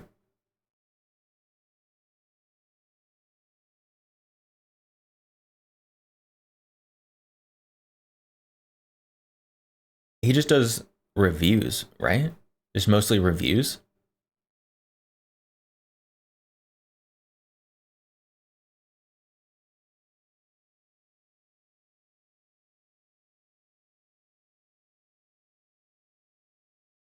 Yeah. And if we were gonna watch his stuff, like, what would we watch? Like, I'm kind of scrolling through his stuff, and honestly, it looks like he's mostly reviewing just like super vanilla stuff, like AR-15s, like every single carry pistol.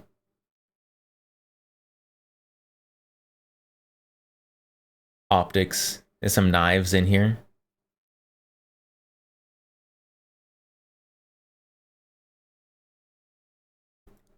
Long form reviews and opinions. Ooh. Does he have spicy opinions?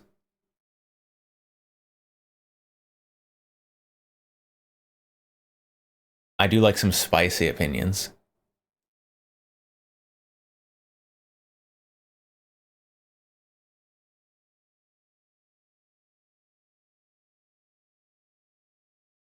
You think so? Been a while?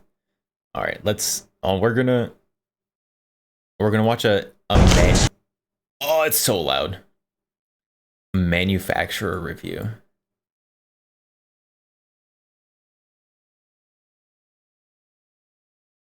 Manufacturer review.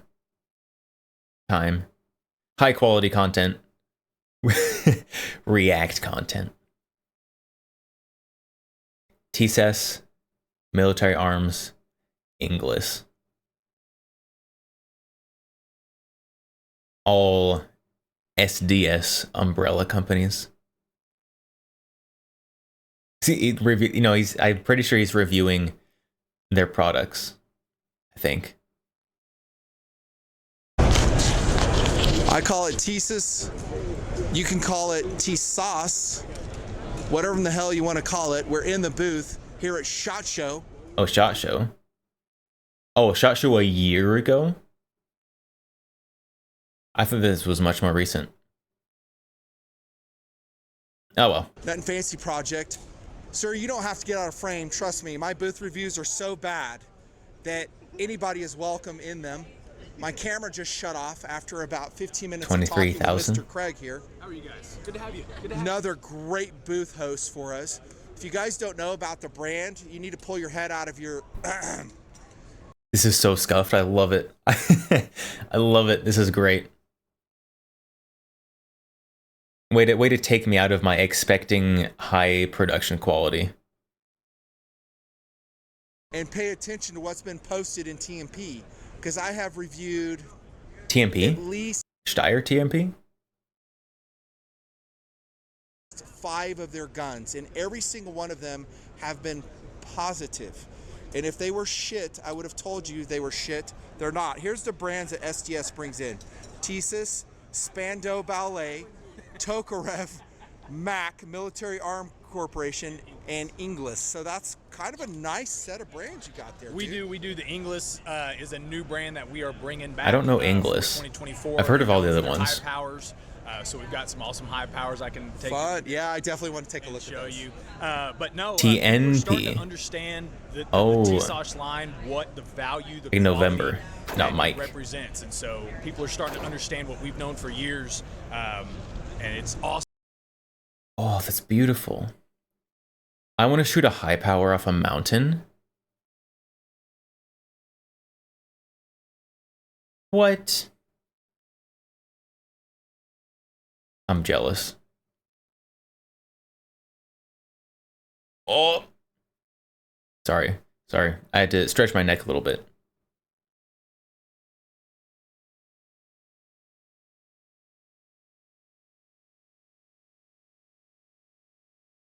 That's gorgeous.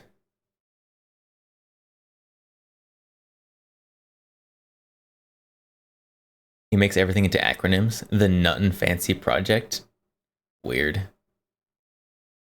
Awesome to see that growth and that brand awareness. If you were, and correct me if I'm wrong, I haven't been to SHOT Show for quite some time. Nuttin's son's name is Tactical Doodle, if you remember correctly. Hopefully it's not his legal name. First name Tactical, middle name Doodle.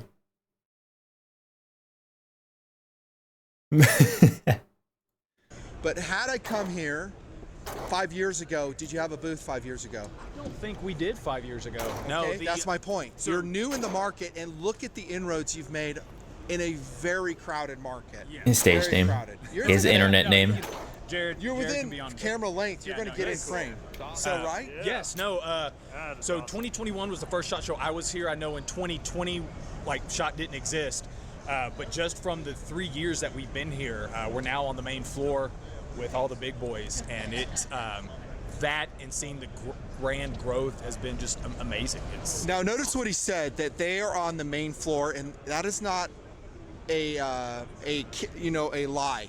That if you're on the main floor, you're doing quite well, because a rental space for a booth like this, You at least have a lot of money to be on the main floor. Unfancy is a former Air Force colonel and pilot. Probably gets the acronyms from his military service. That would make sense. Well, I haven't looked. I keep forgetting to look when I have free time. Has there been any update from the guy that was making the Japanese Type 100 at SHOT Show this year? I keep meaning to go back and figure that out, but I keep forgetting.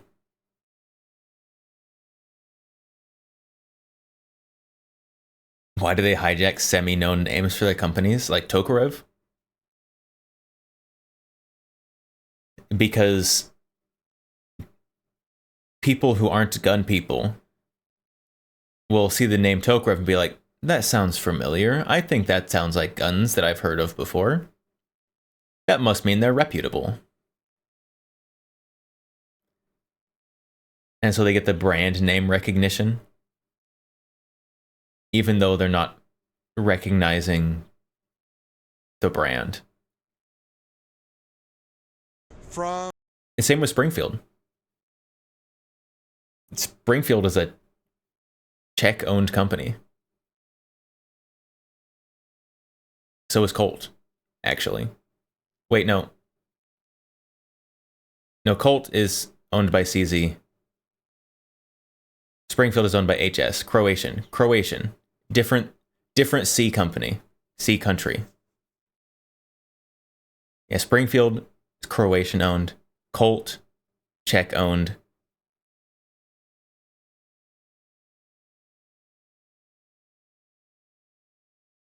So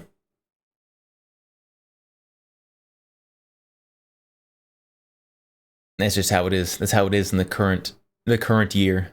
what, NSSF? Yes. It's not cheap. No. You got to be making some money. Now, granted, you're tucked into the very far corner, so that says something. Yeah. This just means you're smart in which booth you chose, because you know guys will search you out, like I did. Oh yeah. But just being out here, just our location. I mean, we're next to Realtree. We're doing some collaborations on our Spandau semi-autos with some of Realtree's camo. So it's just great to be amongst just some big names. It really is. Okay, we got a lot of ground to cover. I don't know how long this booth review will go, but you guys know I'm long format. We get into the nitty gritty and we have fun while we're doing it. Can I start off, sir, with the awesome PX9? Yes. So Holy cow, is that a great gun? it is one of the things I love about it. So I'm a shooter myself. I have a training company on the side. Work with brand new shooters. This gun has been in my Standard rental box polymer frame, ever since direct it to came fire. out. And it is one of the main guns I loan to students. And you just keep it lubricated, and it runs. Europeans I've buying had all our well gun over 1,000 companies. rounds through it, and it runs. So, At least they're and cool the Europeans polymer so market's far. a very tough market. It is very crowded. There's a bunch of great options. There aren't out many there. British But companies giving buying the American gun customers companies. an optics-ready option, Glock-style sights that takes standard magazines. They're Yes, not- P226 You mags, can find dude. those at your local Stop and Rob. Yes. You can find them anywhere. I went to Walmart yesterday and they had 226 mags. So that's one of the things that I love. What Walmart is he going to? The Walmarts around me don't have any pistol magazines. Also, that is retina searing blue. Holy. Love about the company. We're a bunch of gun people. We understand when you come out with a new product, there's no need to reinvent the wheel. Base it off of something that has been in the market Yes, that you give can the find. customer some interchangeability so he can swap it up if and when he needs to do that. And look at the colors. They got gray right here. My light's dead, so sorry guys, deal with it. Yeah, so standard black, FDE.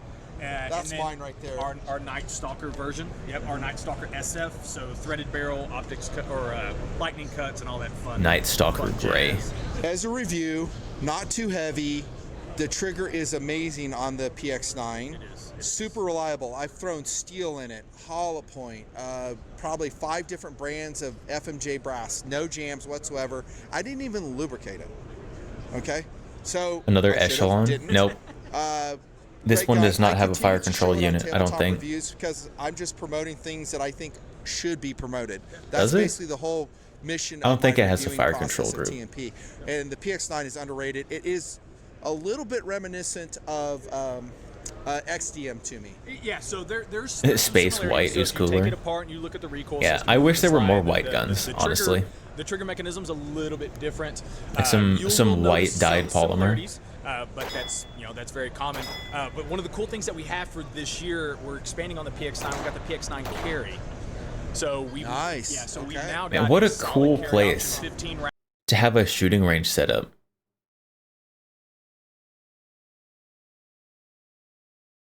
Chat, I'm moving to northern Utah. Holy. It's beautiful.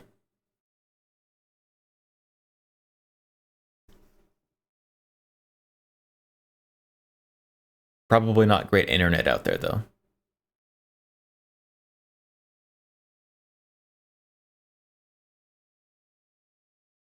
PSUS PX9 Space White was going as low as 320.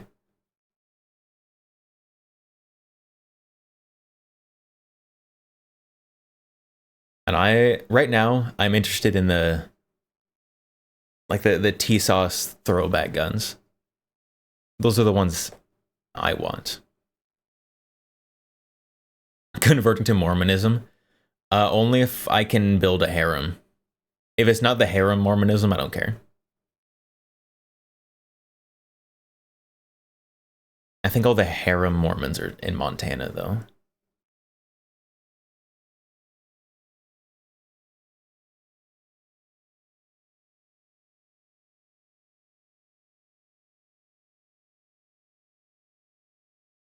Almost picked up a Taurus Spectre. Which one is the Taurus Spectre? I don't know what that is.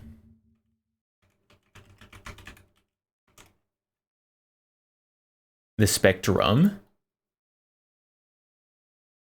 The Taurus Spectrum? This guy? I've almost bought one of these before too. I'm gonna be honest. It was this one. The blue and silver. Super ugly. Almost bought one.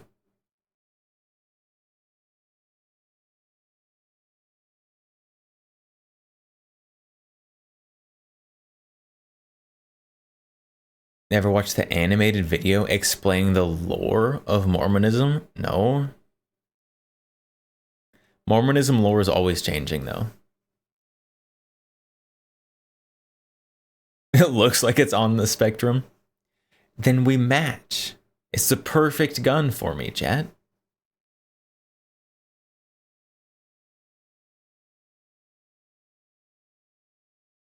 The one you saw was white and blue. Yeah, that's the good one.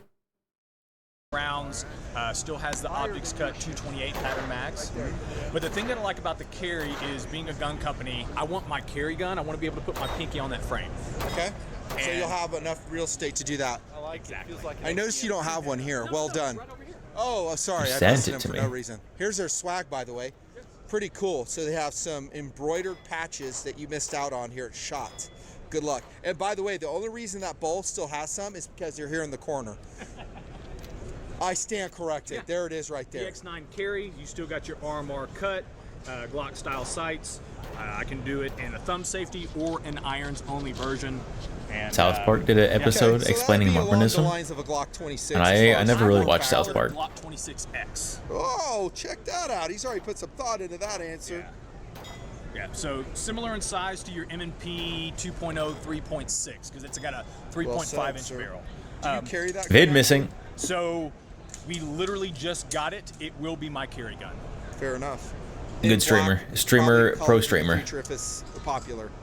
Right That's now, kind of how it goes. Right now, we're taking the Henry Ford approach on that one. Okay, yeah, any color you want as long as it's black. Exactly. So, exactly. Fair to say that the reason you came out with different colors in the PX9 is it was a popular seller. Is that right? It is. So we had an OD green for a while. That's my color. I love OD green. It's so like cool. Ranger OD green Yes. is pretty good. But that didn't really sell that much. The black's still our #1 seller, but the FDE, people love Kills that. it. People love it. Kills it. Shotgun product. Let's go talk. Here we go. And look at the variety, dudes, in the booth. So SDS, here we go to a Tokarev product. Go watch my review. This is our Military Armament Corporation. Oh, Mac. Okay, Yeah, gotcha. so for Turknellies. a long time, people call them Turkinellis. This is Yeah, our it's a Turknelli. tactical shotgun that everybody's familiar with. But these guns, Nellies, you're so funny. well, Yeah, I like it. Keep going. it's given a bad taste in people's mouths. I get it. Nellies are overpriced, dude. Seriously, and everyone I've ran has had problems. Yeah, so I'm just saying they have. Unless I feed it with a really $2,000. They're not still going for $2,000, right? You can get a Benelli M4 for like 16, 17 now, I'm pretty sure.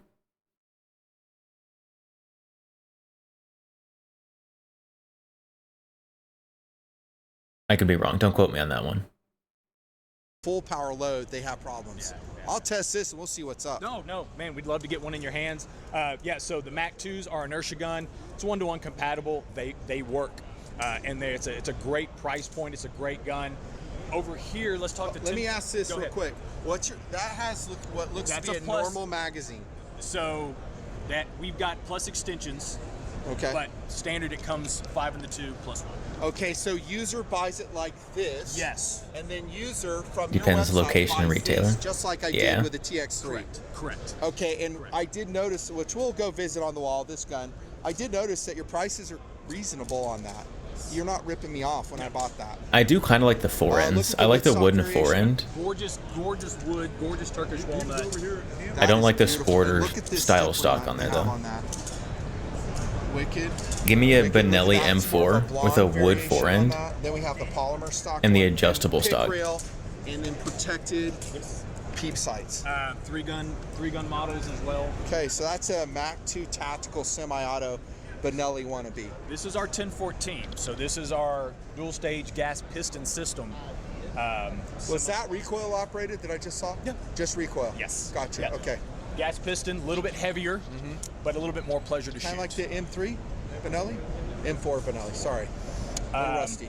No, you're good. Bunch of different models. We got the Breacher. Sexy we got for our Benelli 1014 M4. pistol grip. I think so. We got our nickel, and then our wood stock. The wood stock's been a great.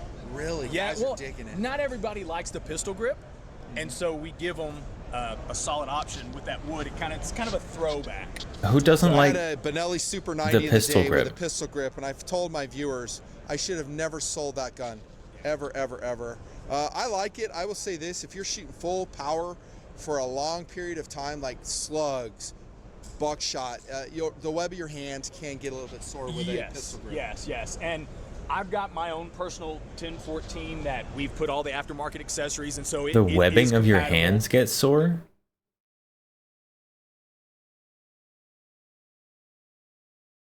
I think you're using it wrong. Like if you use a shotgun, like you kind of get sore. I've never had my hand get sore.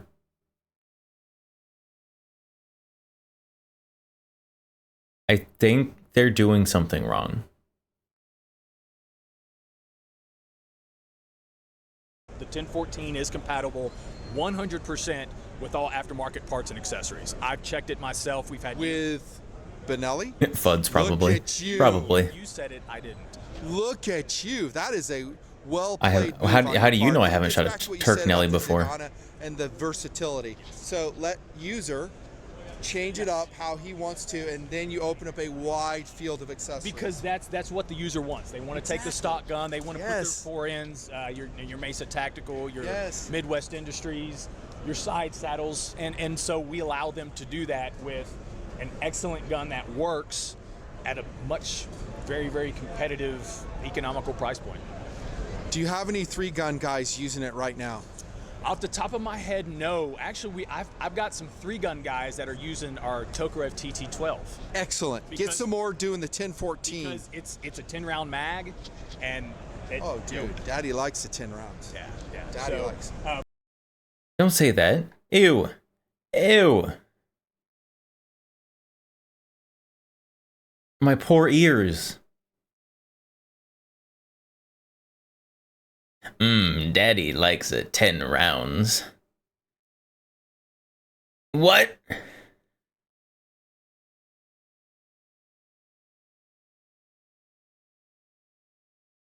You thought he was Mormon? Yeah, 10 rounds. A round for each of his wives. He's got a lot of stamina.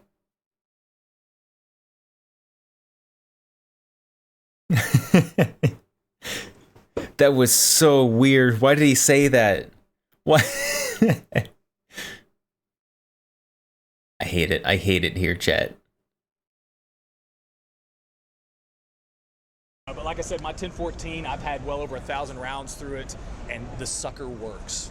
Am I seeing that MSRP right? Props for Holy the sales crap, guy Look at that, dude. It's an MSRP. for just keeping going. $400.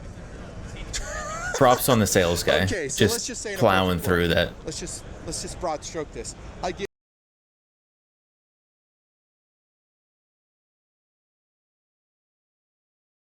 Is he okay?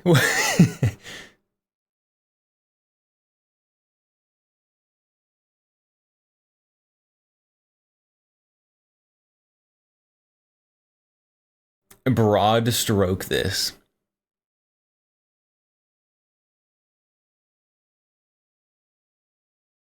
Now he's broad stroking. Right after announcing that Daddy likes 10 rounds.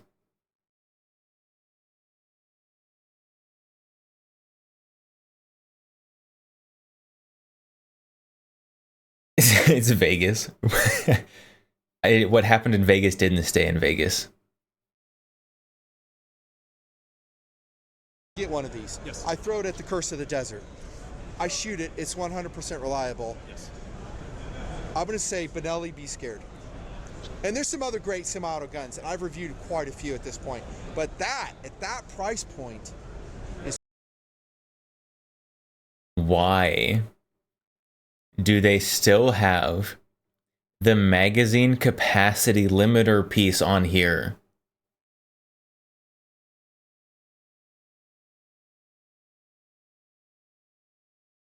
Import? Yeah, but can't they just put a not limiter piece on once it's here?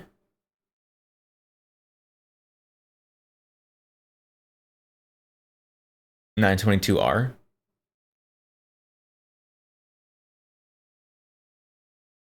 I hate 922R so much. 922R is miserable. It's cuckoo. Hold on, but that magazine is a what? 5-rounder? So this is Technically, so this is Benelli's are the same. Yeah, that's what I hate about Benelli's. They have this stupid magazine capacity limiter.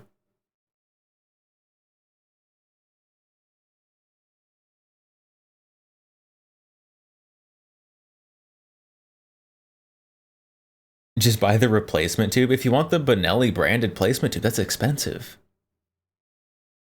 Benelli parts are not, they're not giving those away. Sucks. Factored into the cost. Unless you hunt down LE model.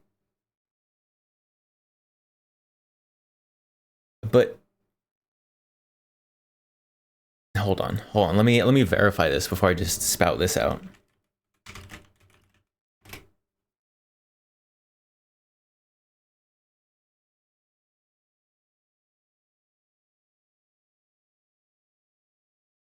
I thought Panzer Arms. I thought the Panzer Arms M4 clone didn't have that. Oh, I guess it does. I guess I'm just wrong.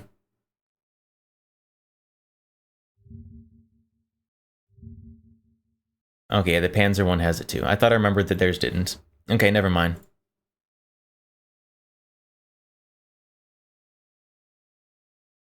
I guess Beretta got a little slap on the wrist for their, was it their 1301? Did they put the magazine tube extension on? And they were told they weren't allowed to do that?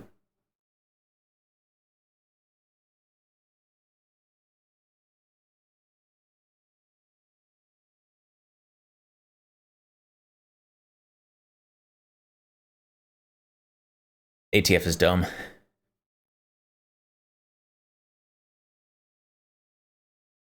Why can't just put a stick block in it? Because the ATF said so. Because more than 5 rounds is considered not for sporting use. And so you can't import it like that.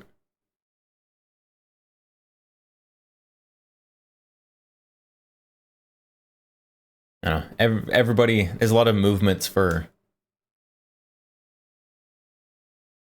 getting suppressors and SBRs at NFA. All kinds of good 2A movements. Where's the movement for abolishing 922R? 3-gun is a sport? Shush, don't tell the ATF that. I mean, you can tell them. They don't care.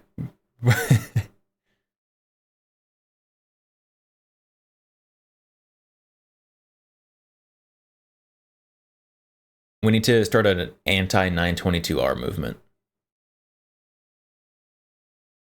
ATF is kinda gay. That seems kinda generous. Say they're only kind of gay. It's still a 5-round. But he can put on, Yes. without any legal problems. Just as long and as it's extended 922 compliant. Okay. Okay, so let's say we do that. Benelli's in trouble, bro. We're 922R compliance is like near unenforceable anyways. Because a lot of the parts that you would use for 922R compliance don't even say what country they're made in. Not to manufacturers, yeah. Manufacturers are different, but like, other than that.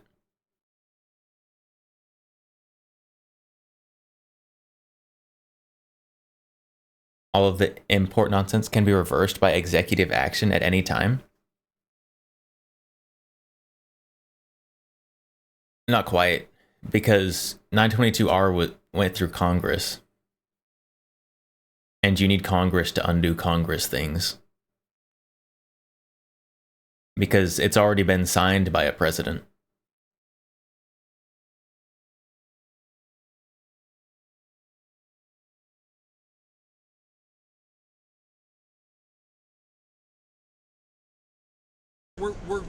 We're trying to get. I'm giving you the benefit of the doubt here. No. Saying that it's going to perform amazingly. It is. We're trying to give the everyday consumer, the guys that don't have that, that big money. We're still trying to get them good products that they can go All the shoot that sporting perform nonsense just as well didn't. and are just as reliable. Hey, if you're a sponsor shooter by Benelli, rock on. A lot of guys aren't. A lot of it And, didn't. You know, honestly, my data point is just that. It's a data point. If I test something, I'm not going to say, hey, it's going to be perfect for everybody. The guy who really gets out and runs thousands of rounds through it, like in competitions, that's when you're really going to find out what flies off the gun and what doesn't. Yeah. No, for sure. You got to get out. You got to run it. Who's- You got to run it. All right, chat. Who's going to run So, thousands of and on the rounds through their 1014, we have Turk some Nelly to free find out for what this year, parts fall brand off new. Here, I'm first? going to turn this way so that helps illuminate that product. We are doing a Excellent. collaboration with Agency Arms Yeah. on our Mac 1014 and our Mac 2. So Nice. fully Agency? customizable, Midwest. Agency seems pretty expensive for working on a Turk Nelly. Gotcha. You'll shoot like 5 rounds through one. And I've shot a Turk Nelly before. And honestly, it wasn't bad. Like it was fine. I've been working on Turk Nellies for a bit. My problem with the Turk Nellies is they don't look like the Benelli M4. It's purely an aesthetic issue. It doesn't look right. There's always something wrong. Rail, they're doing all their lightning cuts, nitride on the bolt. This is smooth, oversized charging handle, porting on the barrel. So giving you guys a excellent customized option, because ultimately this is what And the Mac they're gonna ones do look a to lot it. closer than the Panzer ones. Yeah, so the Panzer ones have the like ambidextrous bolt cutout. So there's a big slice on the other side of the receiver. And then the stocks look bad.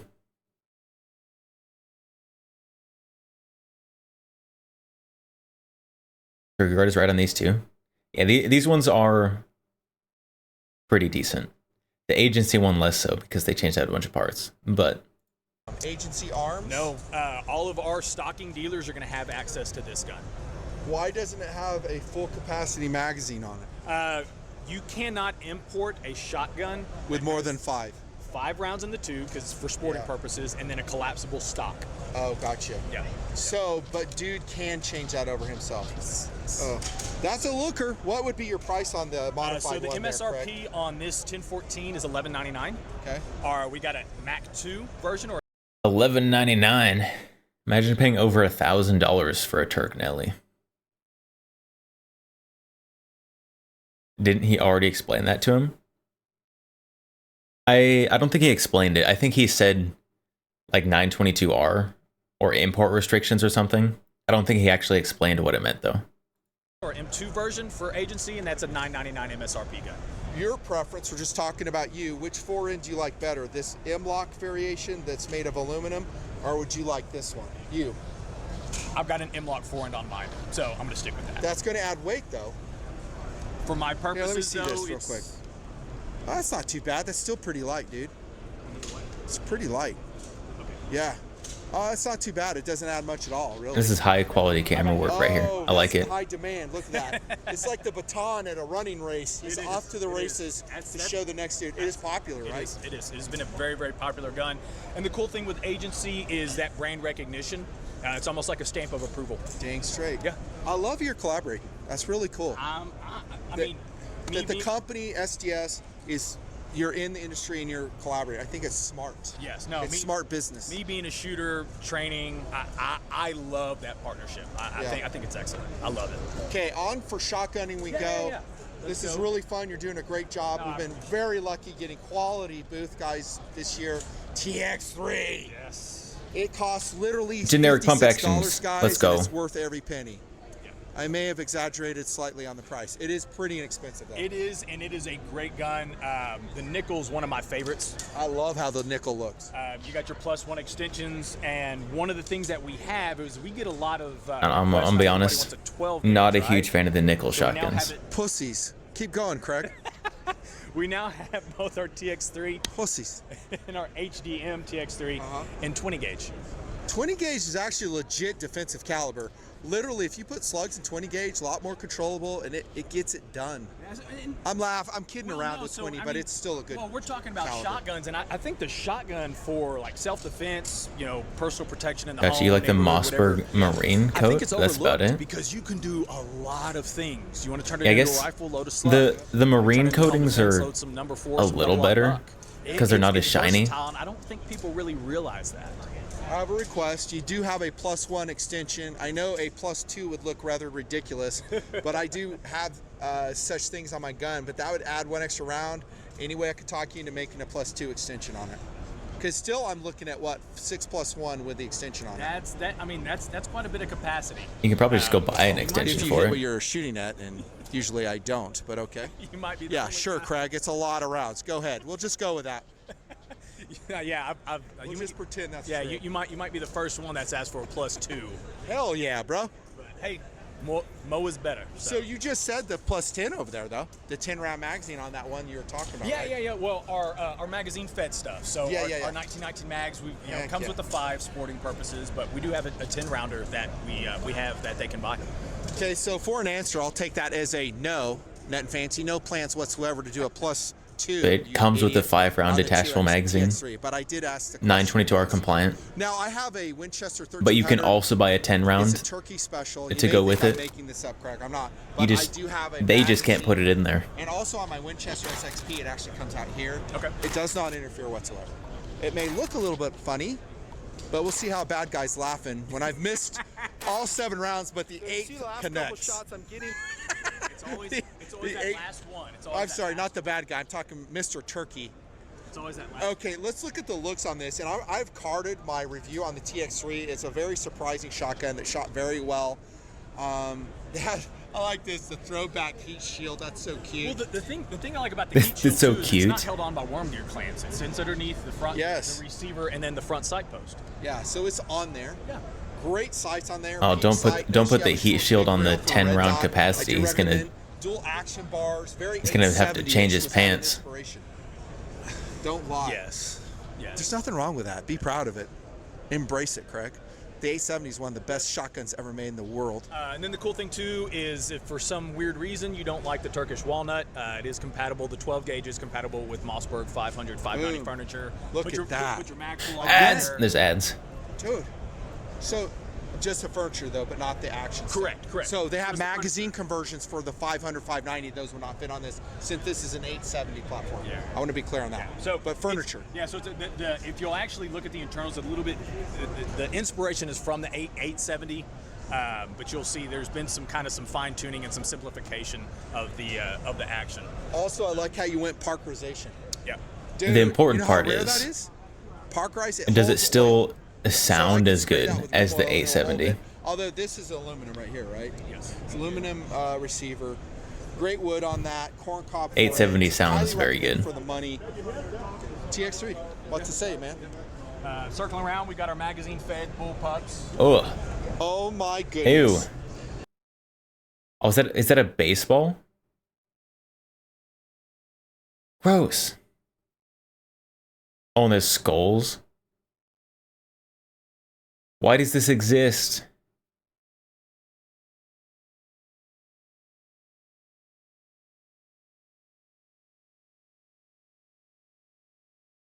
This is terrible.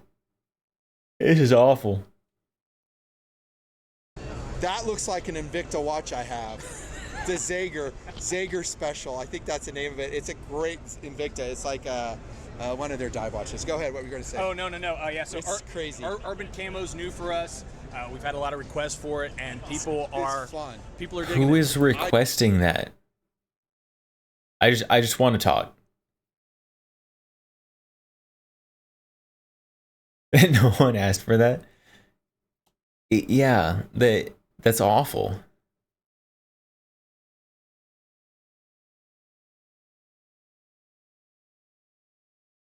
I feel like there's like some like a 14-year-old son of one of the executives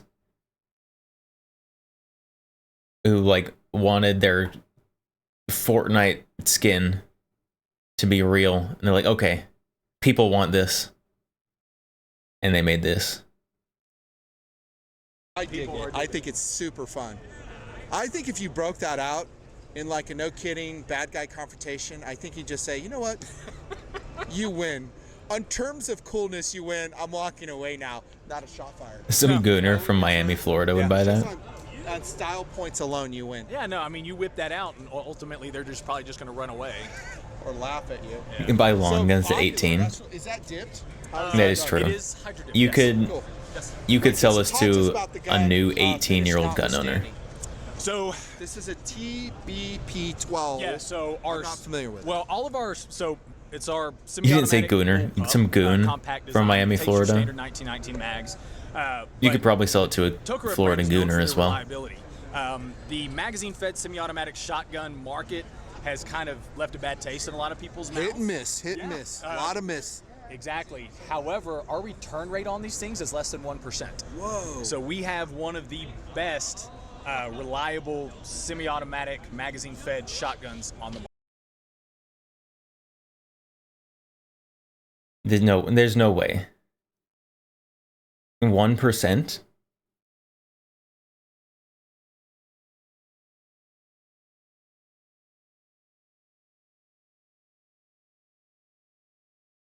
Instagram shotgun?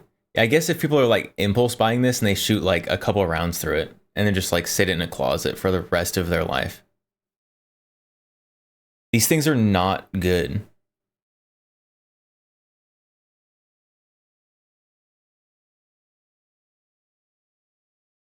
Like, I've had these through. Like, while working at the gun shop. And like a third of them have some kind of issue. Hold on. What was the exact verbiage there?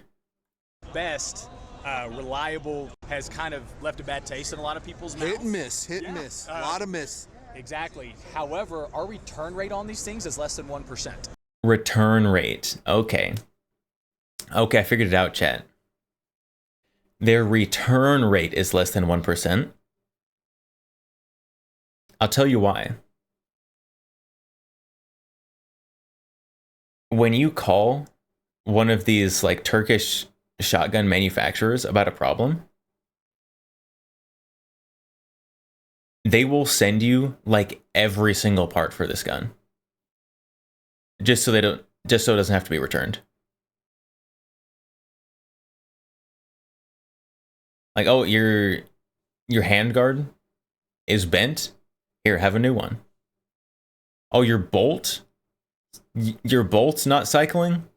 New bolt. Like everything except the receiver, they will just send you.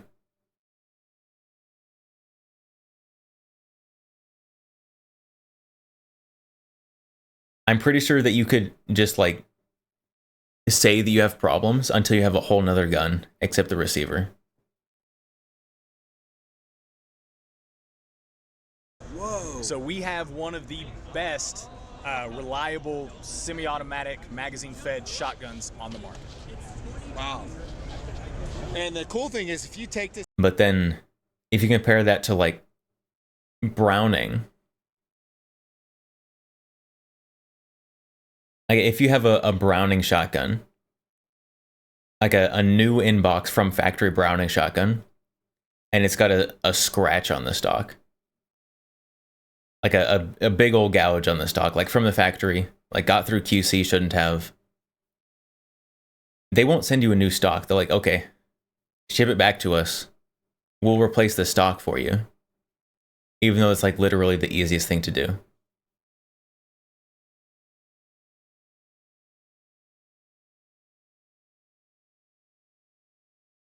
But then you'll have 2 Tokarev shotguns. Yes.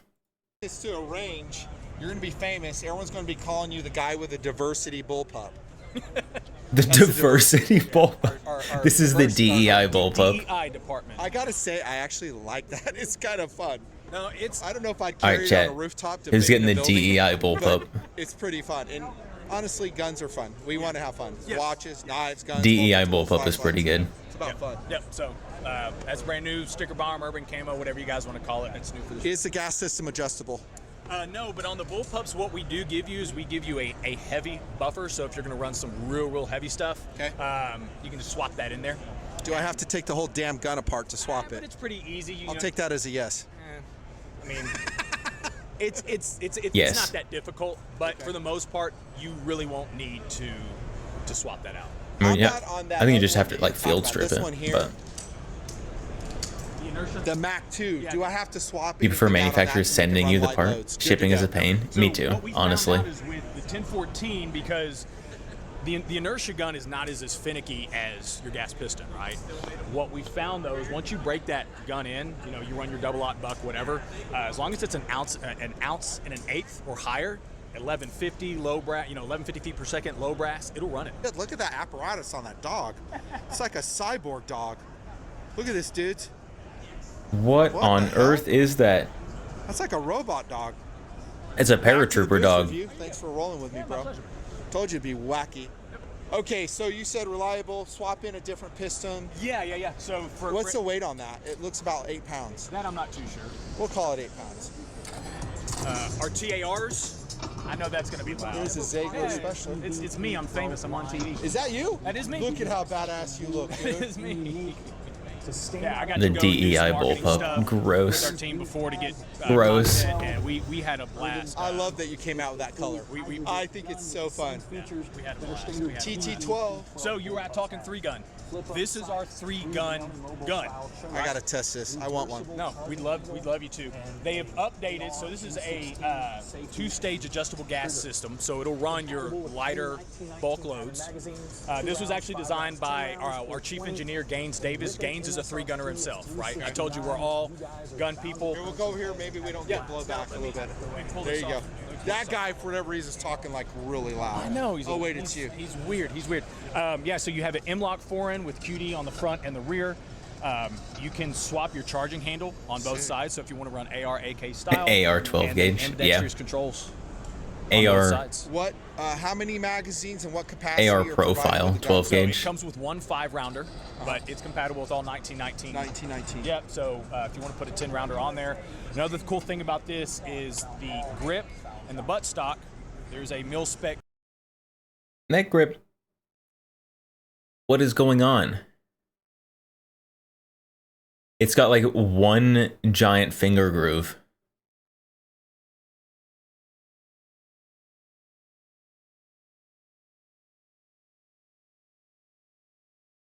Why? Why? Like the Armscore VR80? Typhoon F12, yeah. A generic AR profile shotgun. So we're on shotguns. Have we looked at the new Stogers? I didn't even know there were any new Stogers. Tube. What new Stogers So you are there? put Your B5, your mag pulls, whatever adjustable stock you want, Really? and then your grip as well. I can't imagine I'd want to take that buttstock off because not that it'd be difficult, but it just looks like it'd be perfect for the gun. TFB. It's Good cheek resting area right there. It's sturdy, and then you see right here, there's actually. All right, we'll have to look up the TFB Stogers. All right, we're gonna So skip. 3-gun guys are running We're this and skipping loving the AR For shotguns. insurance purposes, that sucker stayed on the wall. Yeah. But people loved it. it. I love it. Like, Just for second yeah, cool, I love it. I'm not going to cover the over and unders because I don't care. And neither do my audience. They just don't. Let's probably... Over-unders are cool, What's over there? We got some but I double don't care. stacks. It's true. Yeah, let's talk to those, and I want to go to your 1911s after. Yeah. Double stack mags. They work in all the magazines or The all the guns TSOS that are out 2011s there. chat. Our TSOS is Notice how you said it, T-Shosh. There you go. That's the proper way. For you sticklers out there, there you go. well, it's on like Pirates of the Caribbean, right? Yeah. You're the worst pirate I've ever heard of. Yeah. But you have heard of me, right? Well played, Craig. Well played. The TSOS are I don't get it. A RMSC Hollow Sun K footprint, standard magazines. That's a great looking pistol, by the way. Exactly, and then the retail on those, we're getting a solid gun. We're getting that double stack 1911 into the hands of people who might not necessarily be able to afford a $2,000, $3,000, double Mimmed stack. parts, So- forged. Yes. Oh, So Holy crap. T's Yeah, ass, I believe it 1911. Okay. 23 or 22, TSOS I get stopped it. putting I get it. parts in their guns, and the MIM parts that they used were on our entry-level 1911s, like our service, and it was just a few. But once Double again, stack 1911 our 9 warranty, millimeter. So it's a one-year bumper-to-bumper lifetime service. It will take care of that, and so we have a lot of people. I don't want MIM. I get the whole thing. I don't mind it. I'm not a MIM snob. I'm just not. Because I've Is shot this some, a polymer grip? It looks so flat. many goods and investment cast Rugers that are 100%. I'm not one of those snobs, but I get it. Yeah, so if it's done right, if it's heat treated properly, you don't have to worry about that.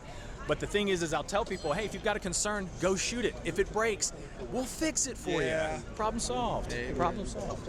Okay, double stack. Yeah, so I got one more for How do we feel about that as a selling point? Just shoot it until it breaks and we'll fix it.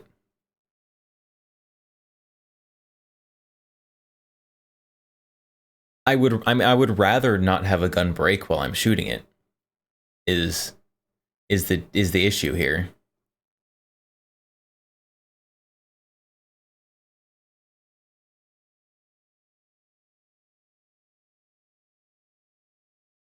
And so maybe like it could just make it work. you. The Yes. MAC Military Armament Corporation, we have our MAC 9DS. Yeah, A but little bit the different about implication this. is It's a it won't recoil break. system. It's a bushingless bull barrel I don't know. design. I had the Same opposite magazines. implication. We give It you an implied optics to me plate. that the first one, it we give would you the plate. break. It's going to be an R markup. Sick. How are these selling, the double stacks? Oh my gosh. Just flying? Really? Wow, that's impressive. Yes. Especially at the price. People know the reliability of the TSOS 1911. We've carried that over Weird to the marketing double stack. strategy. See if it works out for I've him. become a believer, I gotta say. What's this PX57 right there? It's our new 5.7. Dude, so you also have, let's bring it out here so we can get it a little bit quieter. Oh, so you got it leashed. So that, well, there's a lot out there. PSA's got one, Smith There & Wesson is. got one. There is. Ruger's got one. What- But now TSIS has a PX57. Exactly. What we're doing though is we're trying to give our dealers, That's the our Smith & customers, Wesson. an option to get that 5.7. That's not the TSOS. That at that price point that they really wouldn't have many other options for. I So, think there's a niche for that gun. I'm a big fan. I hope 5.7 I have comes seen down in price. The Still Keltec, super expensive. the new Keltec 5.7. Okay, guys, this is I've seen that Craig people in the have been starting to get shop that one. booth. He's doing a great job. We're getting really lucky. This guy's talking very loudly, so we can't go near him. Do you have a military one on that side? This is the one I tested. Oh my gosh. So this is Did that test well or what? Shoot your Oh my guns, gosh. and Check we this stand out. behind our So, product. I Are think both for good the first sentiments? time since the early 90s. Could have been worded better. CMP. Yeah. This is now our armed services. No way. This is now CMP. The one that takes civilian clips. 1911. Yeah. Really? That's quite a feather in your cap. In addition to that, they are using our parts to do all the maintenance and repair on their other GI-19. I did not know that. Well played, sir. That, you talk about stamp of approval on the agency. Yes. Stamp of approval Yes. on our... Chat, just remember, mil spec means lowest bidder, not high quality. What's the finish on that, by the way? It looks Parkerizers. Yeah, real Parkerization. So we once again, we have, you know, years ago, you guys might have gotten a Cerakote U.S. Army, but over the years, we Supposedly have the gone back to Keltec hates original Federal Remington Rand 5.7, design, the just like Parkerization, all the other marking, 5.7 guns. you know, the ejection I bolt, think raised that it back up to might where it mean that was. Federal 5.7 is bad. So- If all 5.7 guns are bad I at bet those it. are selling crazy. And then you have all types of different flavors of 1911, whatever you guys want. Aluminum frames, our Texas gun, that's good for me. 30 You have no issues with TSOS? You abuse yours with paint and it still runs? I don't have anything inherently against TSOS. Like, I want some of the guns that they like unveiled at SHOT Show this year. I'm still gonna make fun of them for being cheap because they are. 38 Supers, high polished chrome. Our Raider, that's our take on that Colt M45A1. Yes. That has been an amazing one for us as well. Yeah. Wow. And that is in Chrome. 38 Super, did you say? So yes, so it comes with actually. Here, we'll come over here. It's quieter. So it's got a 9mm and a 38 Super barrel, Wow. as well as a 9mm and a 38 Super magazine. You guys don't know it, 38 Super used to be the competitor cartridge that was used in certain power levels, and it's kind of fallen out of favor. I wonder if it's going to be making a comeback, though. I'm not too sure. No. We've gotten a lot of questions. No, I don't think it on, is. You know, I think Jared and I did a lot. Very of popular video, internationally. kind of talking Not about here. the new double stacks and people. Hey, can you do 40? You know, to make power factor. But yeah, that's why people like that gun. Soft shooting, and you can make those. You make those Oh, those power. you were going to show us the high powers. Dude, I'm so glad we remembered. Thank you for reminding me. Yes, we got to show you this. So watch my high power reviews. I did not talk about the TSIS product at the time, but apparently we're going to talk about it now. Yeah, so brand new for Where are this they year, going? We're bringing back Inglis Manufacturing. If you guys don't know about Inglis, they're one of the original manufacturers of the high power. Yeah. And so we've got We're several. going to take a walk. Miss is not fancy. Miss is not fancy. She's not talking paying about Buddy attention. Jake over there. That guy's been like Who? harassing Who's her he for yelling at? 45 minutes. He needs to leave her alone. He's a good dude, I know it. Yeah. Look at this. So you have a remote booth, Inglis. Well, they make one in Look at 30 this. super carry. I don't think 30 super Awesome. carry is going to be So the first iteration that we have, so we actually we made making the a lot cover of headway. Shot Show Daily on the third one. Perfect. Third day, so. wife. Oh, yelling at his Shout wife. out to, Okay. our director of marketing. Neil. Standard boomer behavior. Yeah, so the first one we got, the L9A1. That's going to be the first release of the high power, and the price point is ridiculous. What we tried to do Give you the Bren. is we tried to get as Look at close that. to that I original want a Bren. Inglis that we could.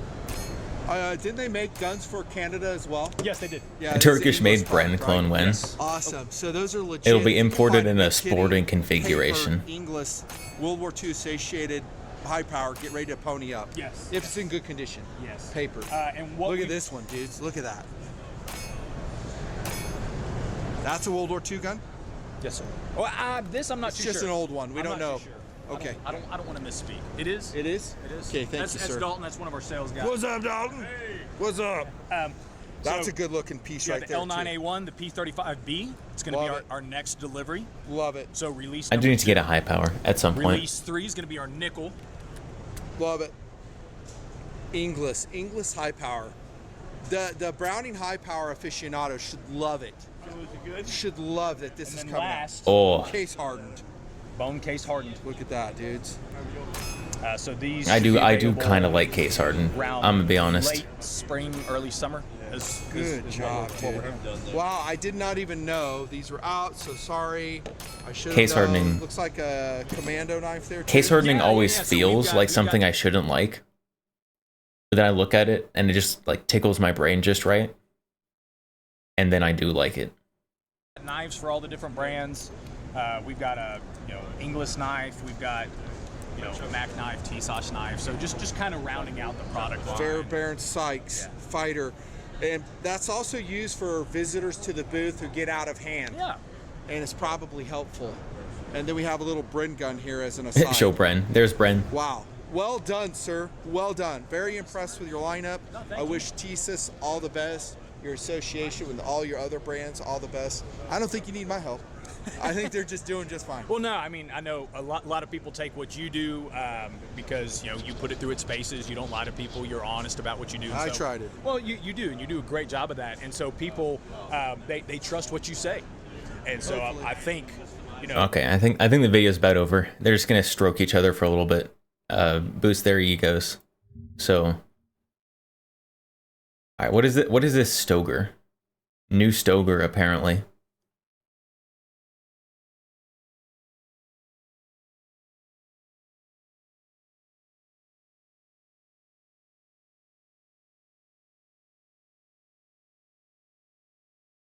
Wow, they really decided that aesthetics didn't matter at all, huh? That is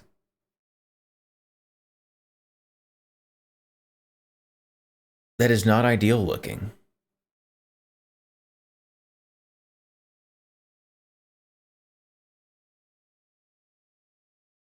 What's the goal there?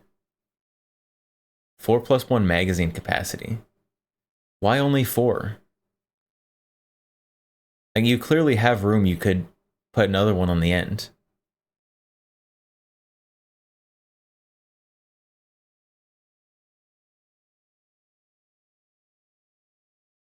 They don't even get credit for at least having a full tube. They made a defense shotgun that's lower capacity than normal. Brother, ew. Brother, ew.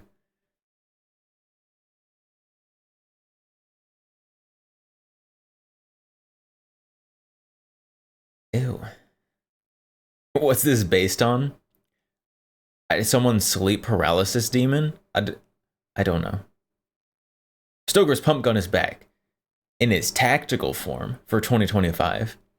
It's right in the name, with the new Stoeger P3000 Tactical hitting the lineup with updates based on newer designs in the world of defensive shotgun.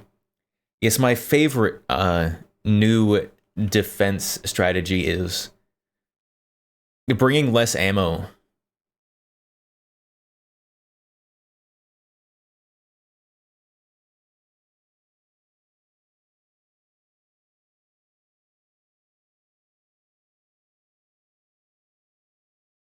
Gross.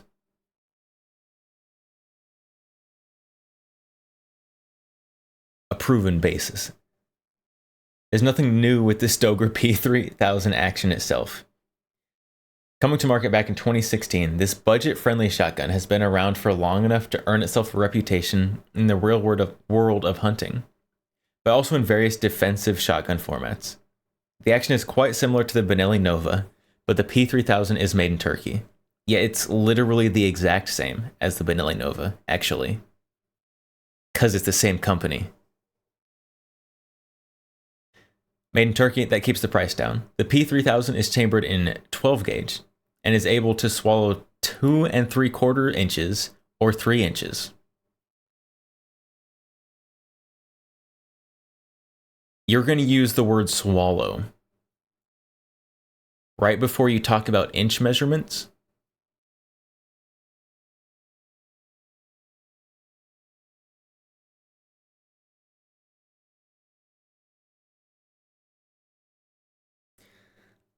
I don't know, chat. It can't swallow my 3.5 inches, so it might be a deal breaker.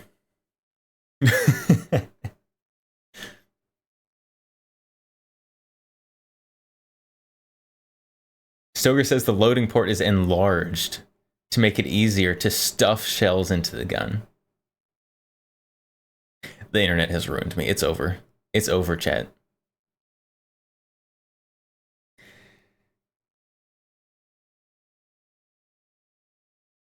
Yes, 3.5 inches is pretty big. 3.5 inches is apparently huge. Because these guys don't even mention it. Only 2 3/4 and 3 inches. So 3.5 inches is apparently just massive. They can't handle it.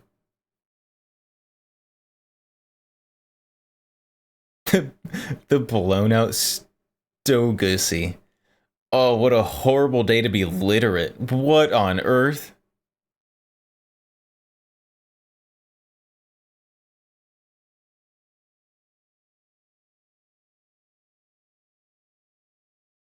But it does have the enlarged loading port.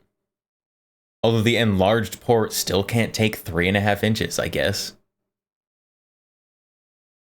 Unbelievable. The P3000 Tactical comes after the previous P3000 Supreme, but it's much different. The Tactical has a fixed stock with modern grip angle, with a buttstock that has QD swivel and M-lock points, as well as elevated cheek riser that helps you see factory ghost ring sights better. It will also help you see an optic better if you add a red dot.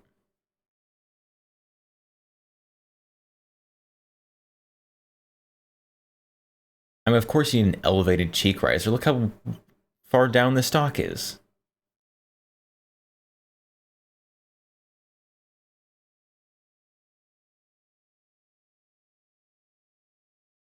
What? What? I didn't say but. I don't think so. I don't think so. I didn't even... Nope. Didn't happen. I refuse. I'm a butt denier.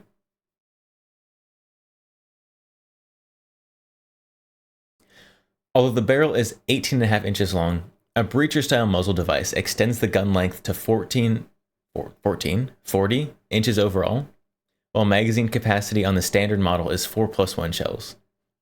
On the slightly more expensive Freedom Series model, the mag capacity extends to 7+1 rounds. That slightly ups weight from 6.4 to 6.8 pounds. Both shotguns come with black synthetic furniture and OD green Cerakote finish. MSRP on standard P3000 is $449. The Freedom Series version is $499.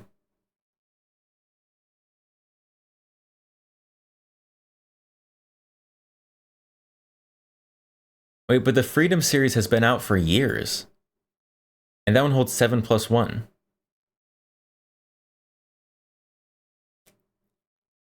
Let's not tell the ATF about that one, first of all. Because that one is imported. But also...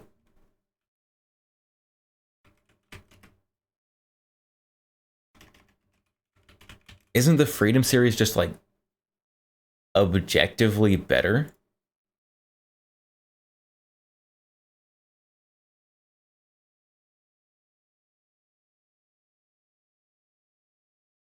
Yeah, so here's this weird nonsense. They might have the right number of USA made parts. Maybe. Here's the P3000 Tactical. Here's the P3000 Freedom. Other than this horrible stock, which is horrible aesthetically. I guess it's more functional.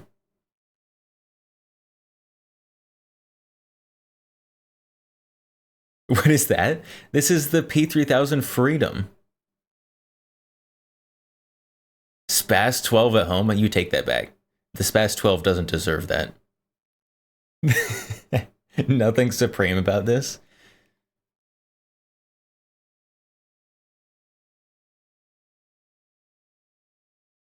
Yeah. But just like, but is it, but comparing it to this, these are the two we're comparing, right? Like this one clearly has more practicality than this one. You got to deal with the horrible, super deep finger grooves. The AR buffer tube adjustable stock. Cheap Benelli? Yeah. Yeah, it's cheap Benelli. I'm pretty sure they make one with a different stock. Hold on.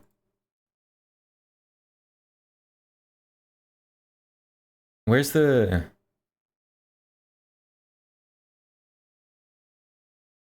Do they not? Do all the Freedom series come with that?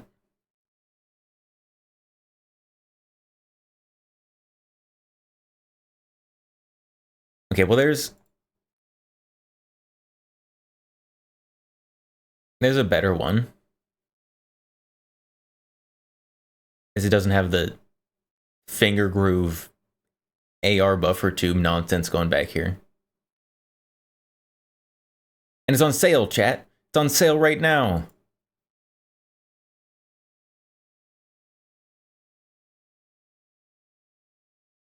Is today's desk theme space guns? Passable shotgun. Yeah, this is a reasonable shotgun. I will warn you. If you ever take one of these apart,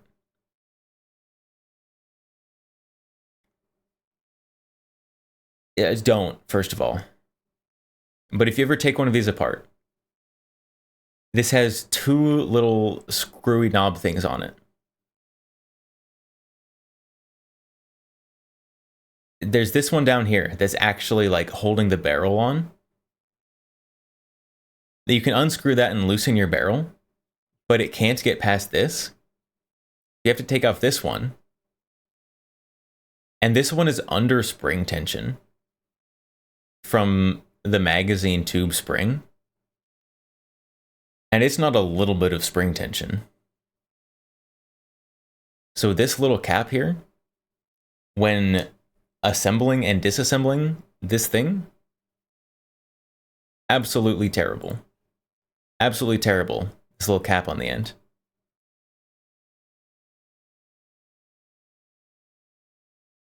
It's gross.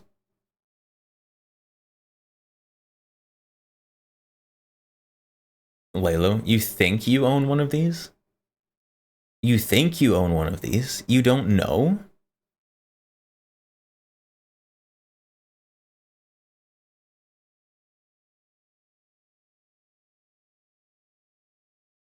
Today's desk theme.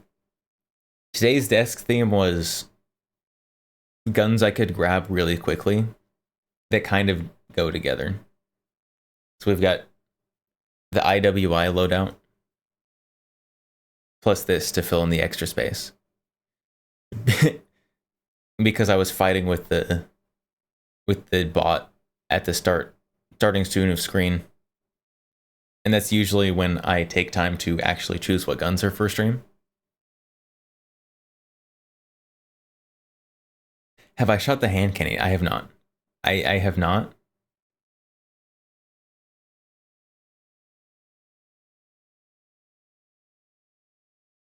I'll get to it eventually. The Tavor will get you 7 years in state penitentiary in Massachusetts. That is unfortunate. Massachusetts is not ideal, shall we say, for guns. It is very bad, actually. Hopefully, you can either escape Massachusetts or the Massachusetts can get its act together.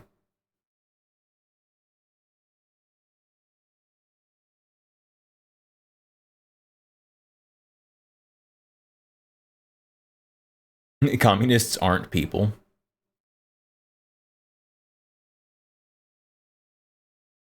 But if you convert a communist, then they become a person again.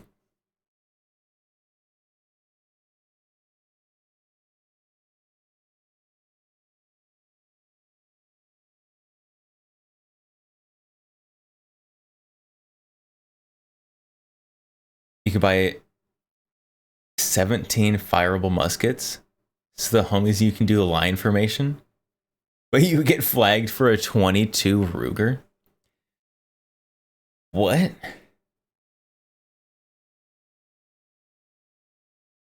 Apparently I do not know Massachusetts laws very well. I thought like everywhere was fine for 22s. Why would 22s be bad? Even 22s are fine in California.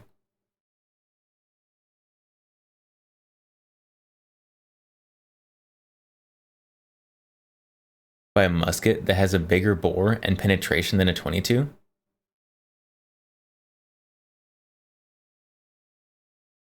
Muskets are wildly devastating for those who don't know.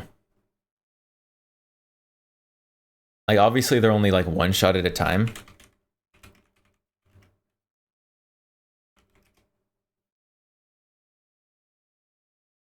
But muskets are just wildly devastating.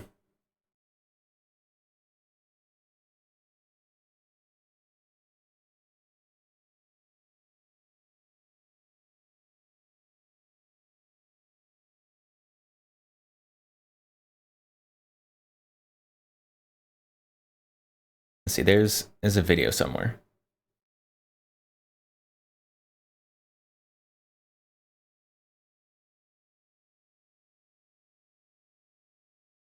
There's a really good musket shooting video somewhere. There it is. There it is. I found it.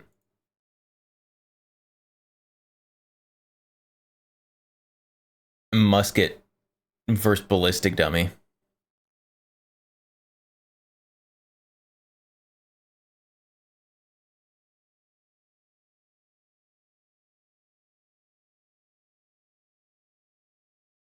Ferocious, you're doing your bare minimum of glowing. Now that the gun laws have been brought up. You're glowing. Can't believe people are glowing here.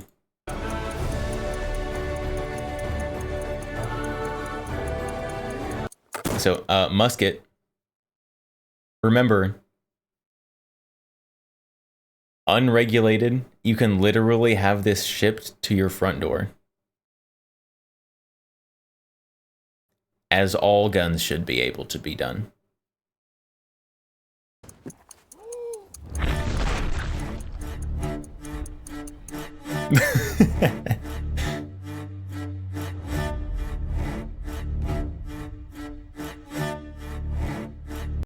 Just removed head.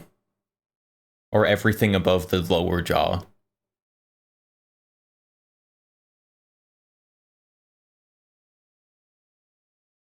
Muskets are wildly devastating. Obviously, you only get one shot, and then you've got a kind of long reload.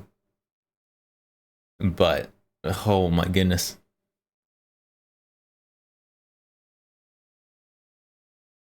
I've got a musket for home defense. That copy pasta is very good. Very good copy pasta.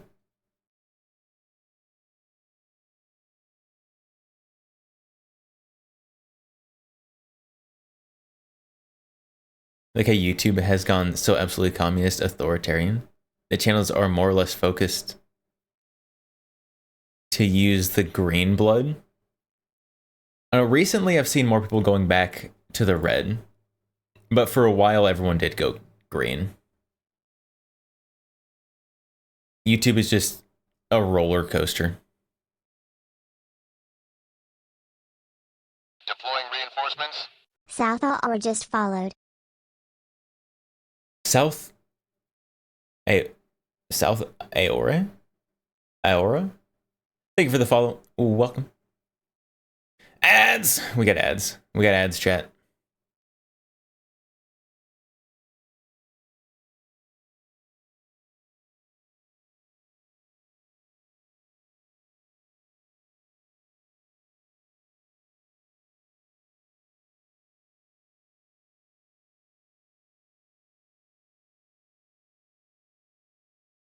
You have ads again. Yeah, we got ads. We got ads. Adge.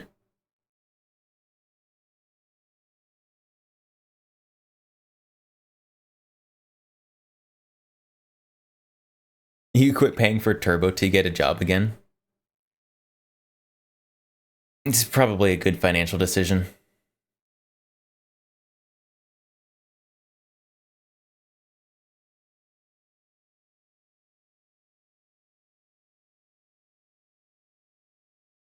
You miss when ad block worked? Ad block, there's a never-ending war between ad block and media companies, Twitch, YouTube, and the other ones that nobody cares about.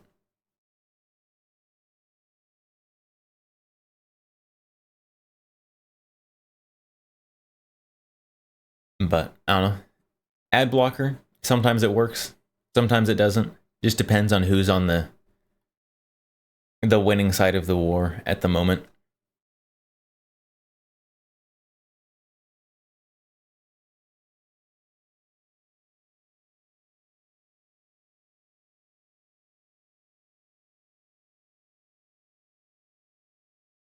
Chegg ads? What is Chegg? I don't even know what Chegg is. It sounds not good. It sounds lewd. What is Chegg?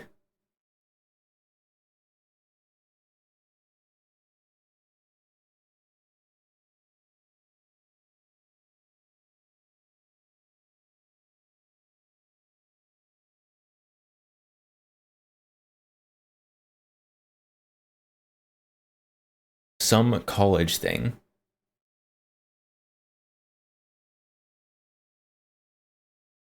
What, like Chat GPT? Isn't that like the thing? All the college kids are doing Chat GPT.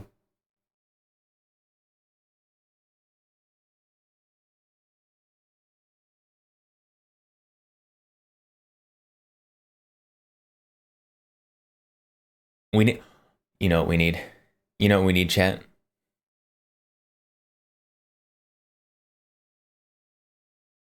Do you remember those ads for like drugs? Like the don't do drugs ads? This is your brain on weed. We need that except for AI. Like this is your brain on AI. It's just like someone like melting into a couch. That's what we need.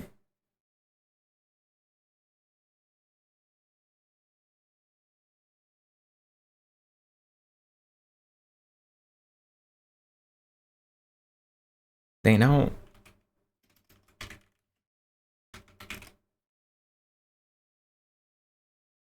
I'm not gonna be able to find these ads. There's ads out there. They're really weird, very strange. They're pretty old now.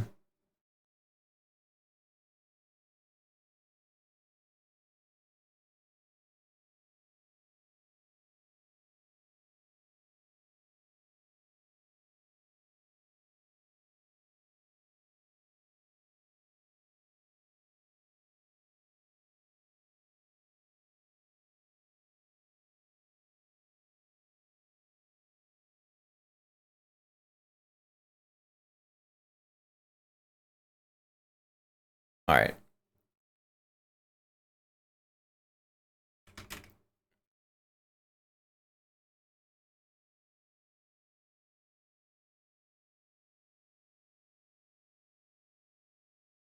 Let's see. The last video we watched talked about the Inglis high power. Now I need to know how expensive they are.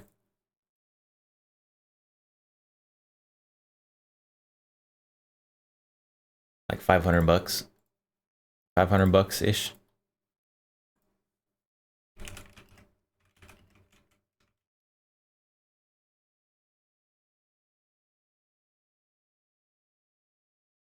Oh, the GP35.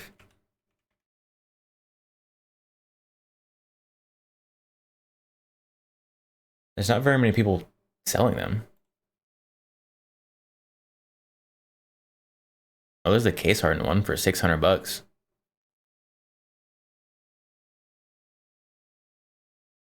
Oh, there it is for 500 bucks. There you go, chat.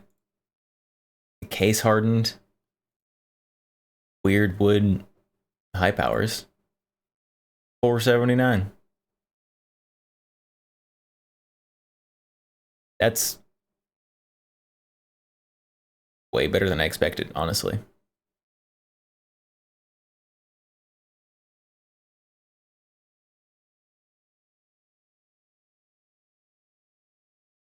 Don't do drugs, they will kill you.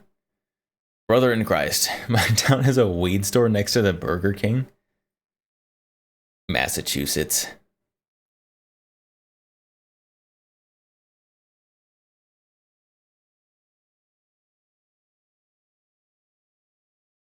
Your guess is 600? Yeah, I was expecting like 500-600.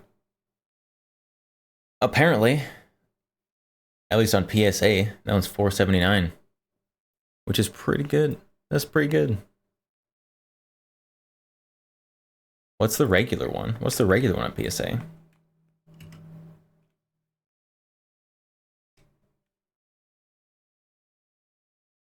Oh, they don't have the regular one. They only have case hardened one.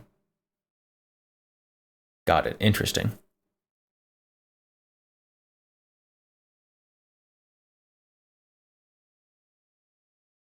Well, so apparently the case hardened one is cheaper than the standard one, in a twist that no one expected. At least I didn't expect.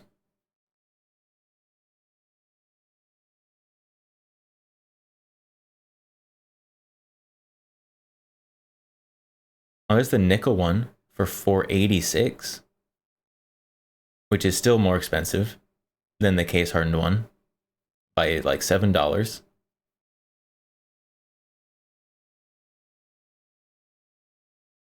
Why is the standard just black one with wooden grips the most expensive one? That's wild. That's crazy. Why would they do that? Apparently nobody wants the case hardened one. They're just dropping the price on it.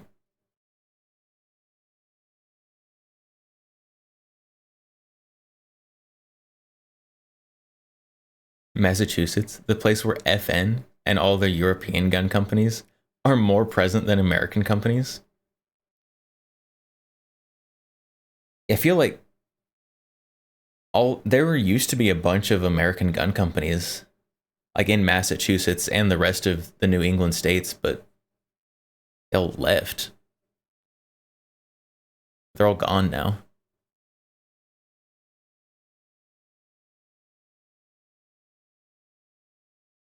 Massachusetts and the other states all chased them off.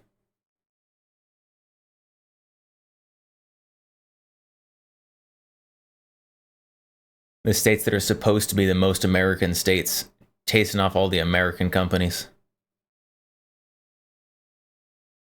It's crazy.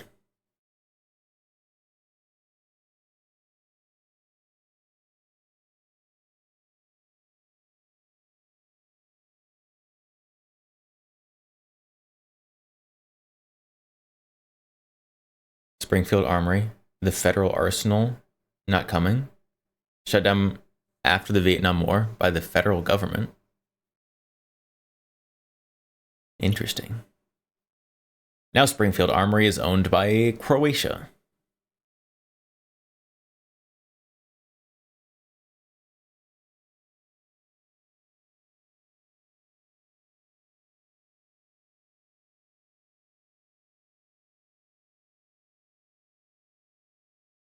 Colt, Browning, Winchester were in Connecticut. Yeah, Kimber was up there as well. Who else? Who else?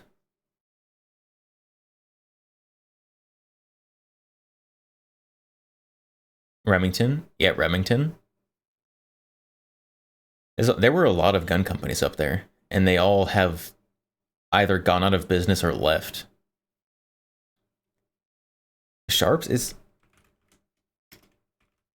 Sharps there? Still? The Sharps Rifle Company? Where are they now? They're in Virginia now. Although I'm pretty sure it's technically a different company. Someone just bought the name. Yeah, definitely is.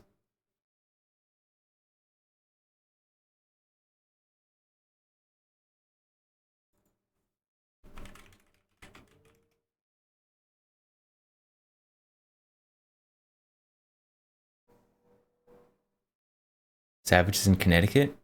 I think Savage is still in Massachusetts, right? Although Savage also has a Canada location, so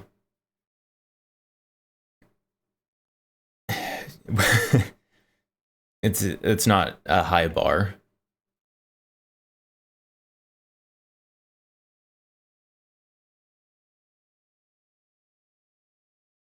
Where is Savage?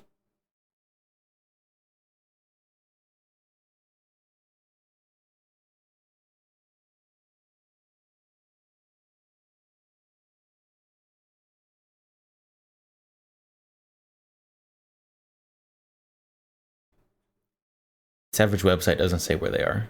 At least when I click on them originally. Oh yeah, they're still in Massachusetts. Savage is in Westfield, Massachusetts. I had to look at their job openings page to find that out. Massachusetts is the home of GE, Raytheon. Didn't Raytheon move to Texas? I'm pretty sure Raytheon moved to Texas.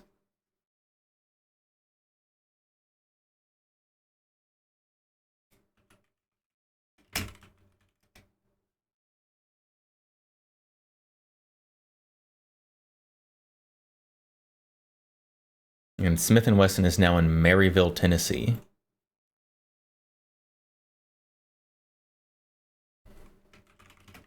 Where is Raytheon? Oh no.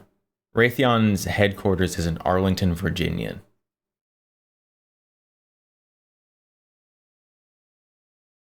Although they have locations just apparently everywhere.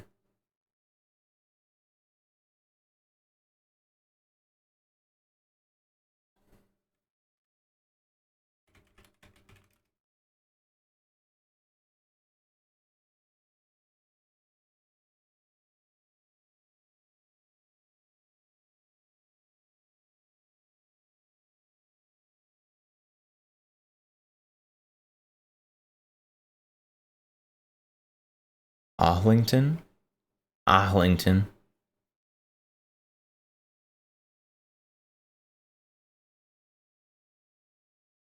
And see, so Raytheon, they have 5 divisions. The integrated defense system is in Tewksbury, Massachusetts. Intelligence information is in Dulles, Virginia. Missile systems is in Tucson, Arizona. Space and airborne systems is in McKinney, Texas. And Force Point is in Austin, Texas.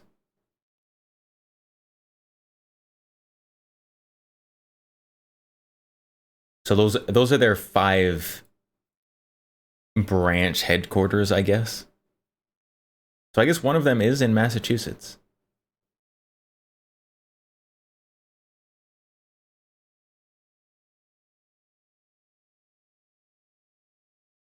There's Raytheon offices in California. There's probably Raytheon offices like everywhere.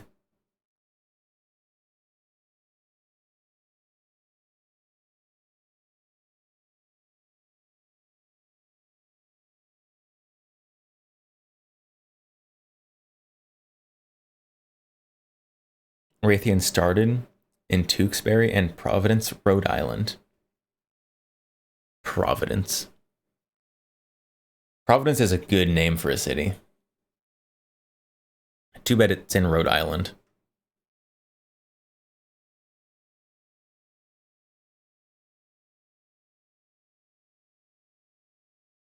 Raytheon in Providence is next to a wicked cool CAH museum. What does CAH stand for? I probably am gonna feel stupid when you tell me.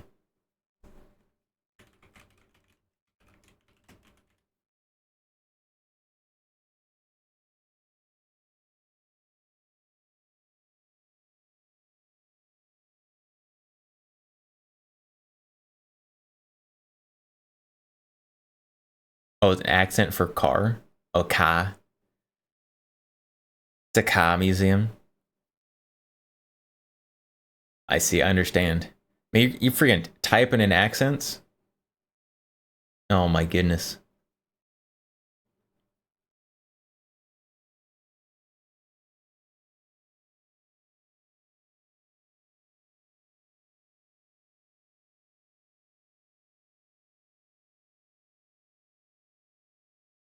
Departed. Throwing that New England accent at me. It's basically a different language. Car keys, khakis. I forgot my khakis. My khakis.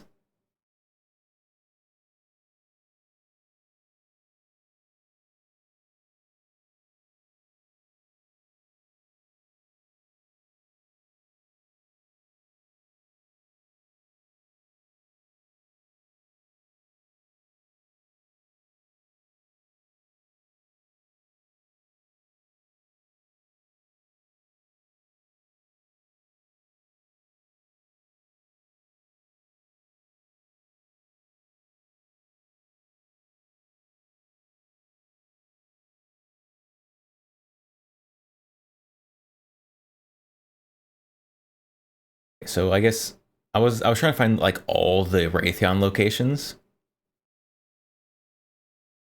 That's too many. So, but I found all of the locations for just the Raytheon Aerospace. So this is just one of their 5 branches. So they have the headquarters for this branch in Arlington, Virginia. And they have locations also in Charlotte, North Carolina, Chula Vista, California, Charlotte, North Carolina, Cedar Rapids, Iowa, Winston-Salem, North Carolina, Charlotte, North Carolina, Cedar Rapids, Iowa. Did we already say that one? I guess they've got 2 there. Windsor Locks, Connecticut, and East Hartford, Connecticut.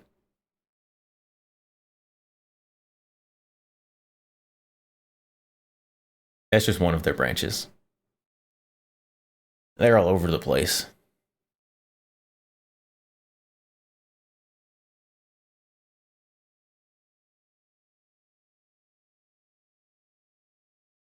I have my khakis and my khakis.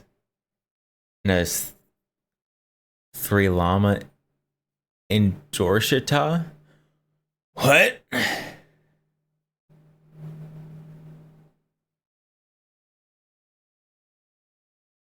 Probably near military installations, probably. That would make the most sense. Especially for the aerospace stuff, where they might be testing secret jets or something. Whatever Raytheon doesn't want you to know about.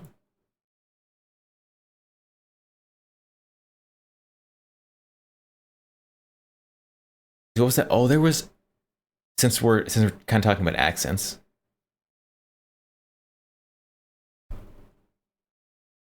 What's the, like... The ironed urn. Iron. It's Baltimore accent.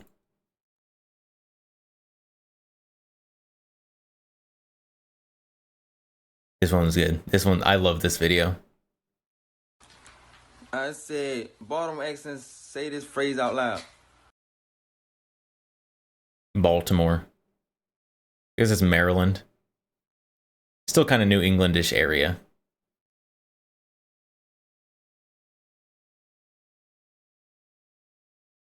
Iron, and iron. Hold on, my iron. Aaron, earn, and iron, earn. Damn, what the fuck? We really talk like that? Is what it's accents are so great. Let me see it. Earn. Let me see it. Iron, the iron. What? Iron, the iron. No, Aaron earned an iron. Iron, the iron. No, dummy. Iron, and iron. Yo, what's earn. R.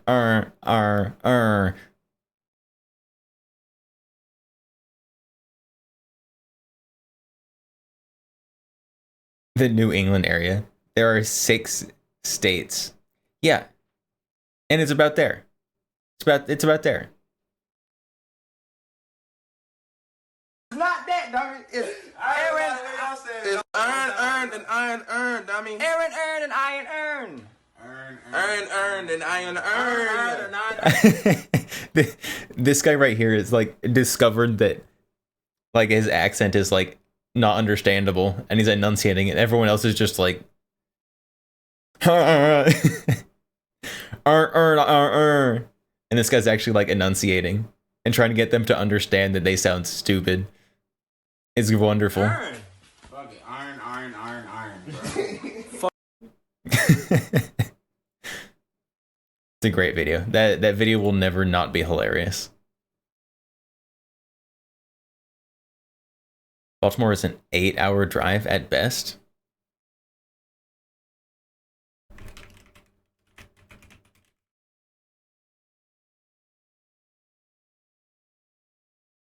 There's no way Baltimore is an 8-hour drive.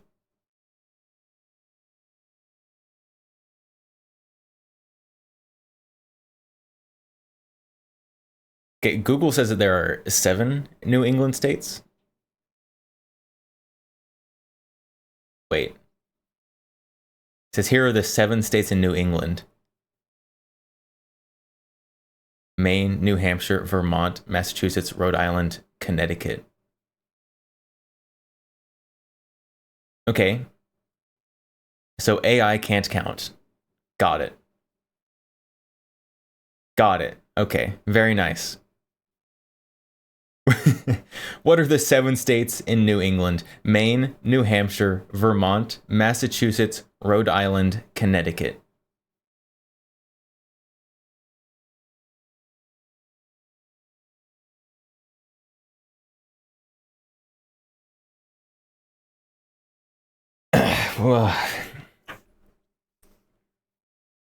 People are learning from AI, Chen. Didn't count New Vermont.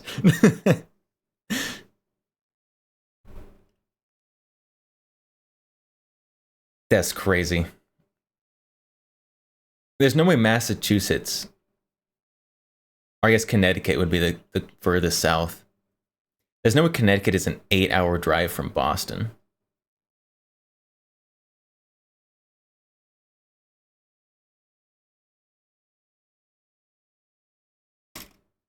Boston? Not Boston.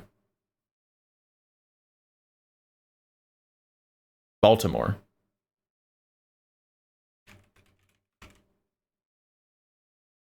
They both start with a B.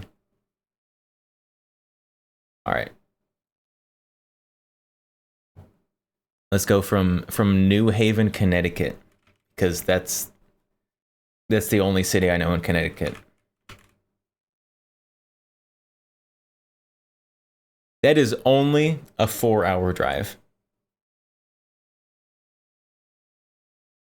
That is significantly shorter than my drive to the Demo Ranch event. And I live in Texas, and I was going to somewhere else in Texas. And it was significantly longer than that. 4 hours? That's like right next door.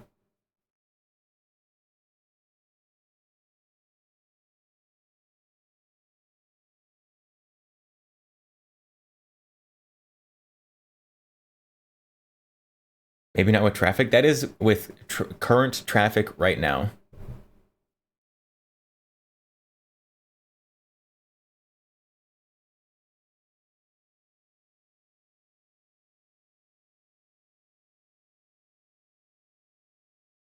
It kind of looks like you're going to be hitting a slowdown as you cross the Hudson River.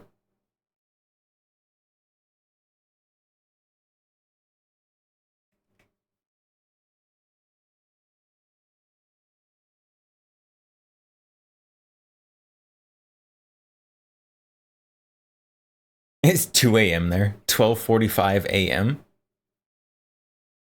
Okay.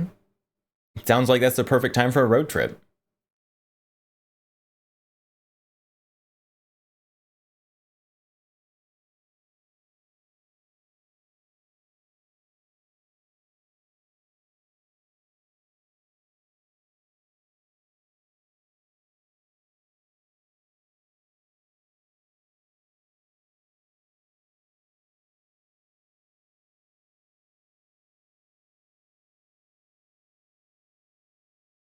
Wait, who wants to go to Delaware? Wait, no, we're not going to Delaware. We're going to Connecticut from Baltimore. We're going from Baltimore, Maryland to New Haven, Connecticut.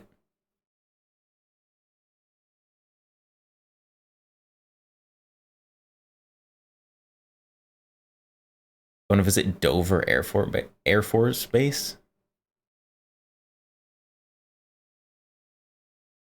Why am I visiting Dover Air Force Base? So we can change it. We can change our departure time. So let's depart at a nice departure time for a road trip. Midday. It now is going to take typically 4 hours and 10 minutes to 5.5 hours.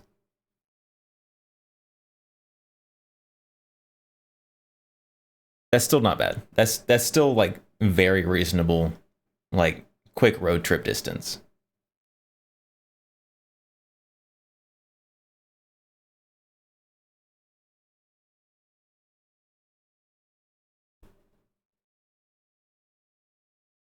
Have I driven tri-state traffic? Check on Monday. Who's traveling on Mondays? Okay, leaving at 12 p.m. on Monday, March 24th. Typically 4.5 hours to 6.5 hours. That is, goodness sakes. I guess it depends on exactly what time it is when you hit the actual city centers on the way through. That is a very wide time frame.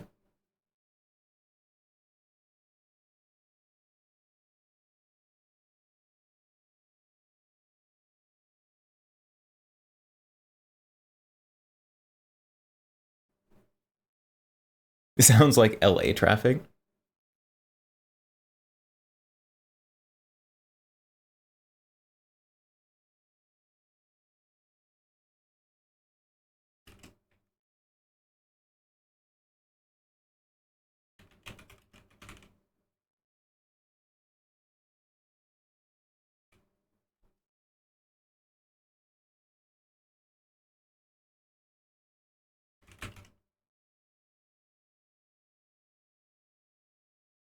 I mean, I want to go on a vacation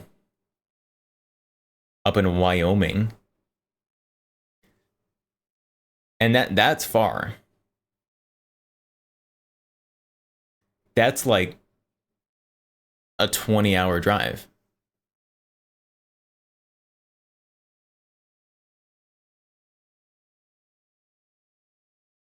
So like a 4 to 6 hour drive, easy day trip.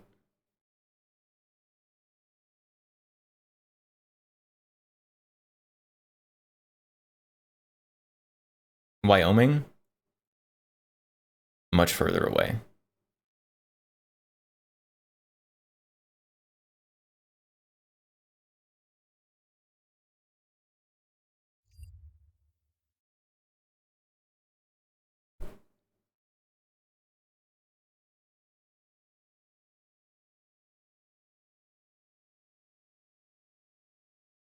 Wyoming's nice. I don't think I've ever been to Wyoming.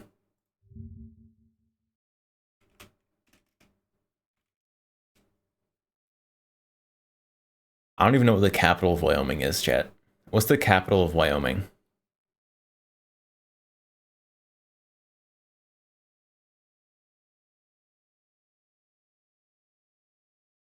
Rawlings?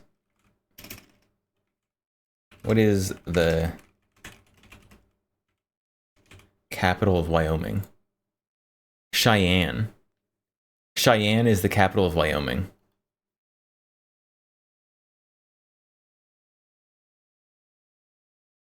Oh my goodness. That's the Capitol building?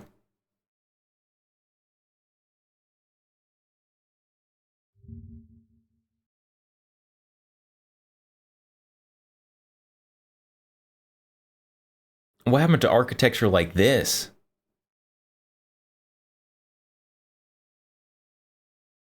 We need more architecture like this. Modern architecture is terrible. Bring this back. Wyoming has the population of Boston. That's why it's so much nicer. Because there's less people.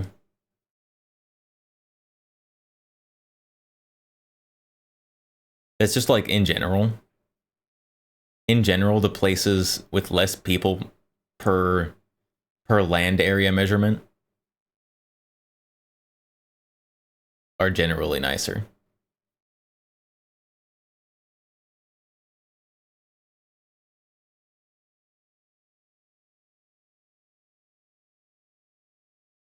Makes sense. The military personnel manning the Stargate program are the only people in Wyoming. What? There's also a bunch of like super cool like redneck mountain men kind of people with like the plaid shirts and the big beards, who definitely could just like knock over a tree with their bare hands.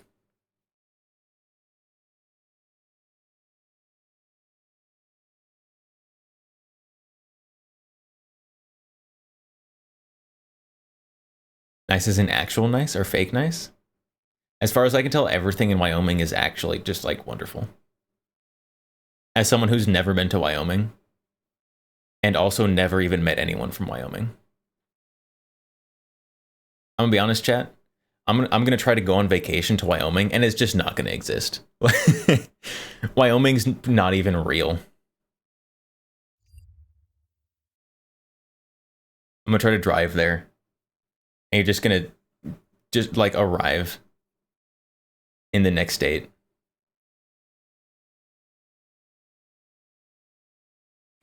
You're gonna be driving. You're gonna be driving like up through Colorado, trying to get to Wyoming, and then you're just gonna be in Montana. Like Wyoming's not there.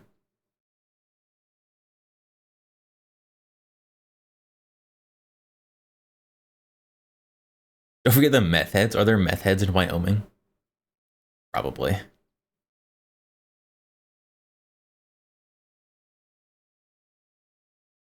Probably meth heads and moonshiners.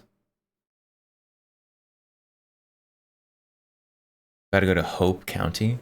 What is Hope County in Wyoming? Is that a meth capital?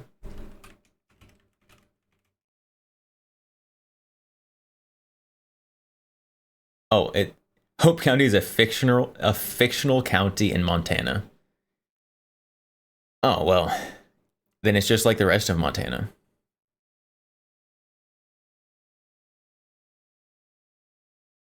Oh, Far Cry. It's the Far Cry place.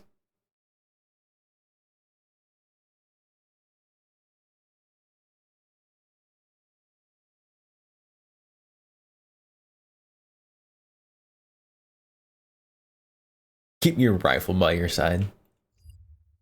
That's just a good general rule.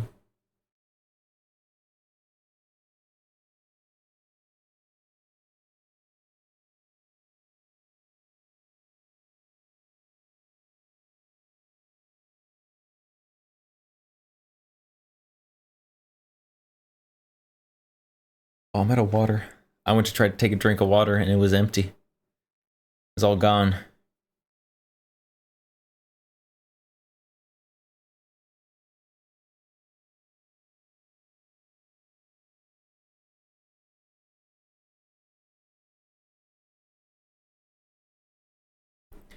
Alright, chat.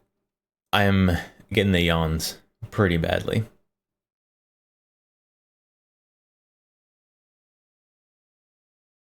Only you can stop the world.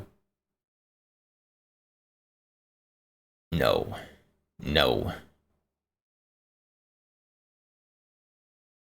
But I'm getting very, very yawny and very tired. And I have to wake up much earlier tomorrow than I would like to. What is this?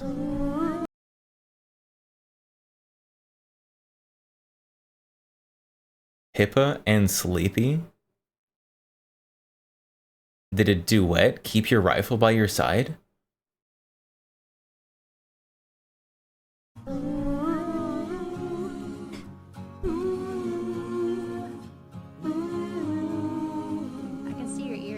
No, you can't. Oh, karaoke. They'll look high and they'll look low. They'll look everywhere we go. But when the sinners find us, we won't hide. They'll come loud and they'll come fast. But we shoot first and we can last. Keep your rifle by your side. Singing, oh Lord, this earth was made for us. Singing, Banger. oh Lord, this sinful life just ain't enough. So we'll take a stand, 'cause we must protect our land. Keep your rifle by your side. Is it bad? You know almost all military bases in New England? I think that's good. You gotta know the places to hit when the SHTF happens. They can scream and they can shout, but they can never smoke us out.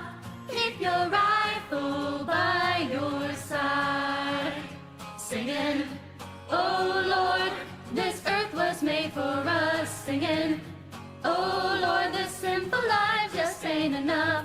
When we hear the voice, You miss we know Slipkin we Slippa? have no other choice. They haven't Keep done your rifle any collabs in a while, have by they? your side. They'll have bombs and they'll have tanks, 'cause they've got money in their banks. But we won't fall as long as we can fight. They'll go on and preach their hate, That you're aware of? won't get past the Yeah, gate. Pippa definitely, Keep your rifle by like, exploded. your side. Singing, So Pippa probably has like literally everyone this asking for earth was made collabs. for us. Singing, oh Lord, this simple life just ain't enough. When I see your face, I know And Sleepy, I must protect my place. I'll keep definitely my still very cool. rifle by my side. But Singing, oh also Lord, nowhere near this Pippa earth was size. made for us. Singing, oh Lord, this simple life Rabbit just can ain't barely enough. answer DMs anyway. When I see your face, It seems to be I a know I common must problem protect my from what place. I've heard, I'll keep my just like rifle VTubers in by general. my side. Keep my rifle by my side. Keep your rifle by your side.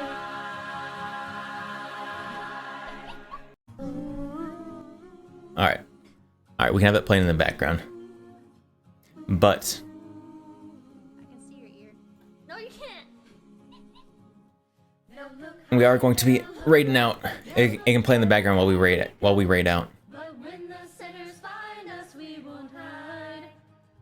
They'll come loud and they'll come Let us find someone to raid.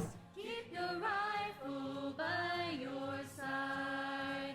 Singing, oh Lord, What do we raid today, chat? was made for us. Singing, oh Lord, this simple life just ain't enough. So we'll take a stand, 'cause we must protect our land. Keep your rifle By your side. Alright. They'll come day and they'll come night. Deer, Grizz, Gaddy, Nymphy. There are a lot of people on. Have faith, their eyes are blind. They can scream and they can shout, but they can never smoke us out. Keep your rifle by your side. Singing, oh Lord, this Let's raid- earth was made for us. Let's raid. We're gonna raid Nymphy today. I think it's been a while since we've raided Nymphy. Voice, we know we have no other choice. Keep your rifle by your side. Got ads. Oh, we got ads right when we're supposed to be raiding. They'll have bombs and they'll Can't believe this. 'cause they've got money Horrible timing. and Terrible timing. But we won't fall as long as we can fight. They'll go on and preach their hate, but they won't get past the gate.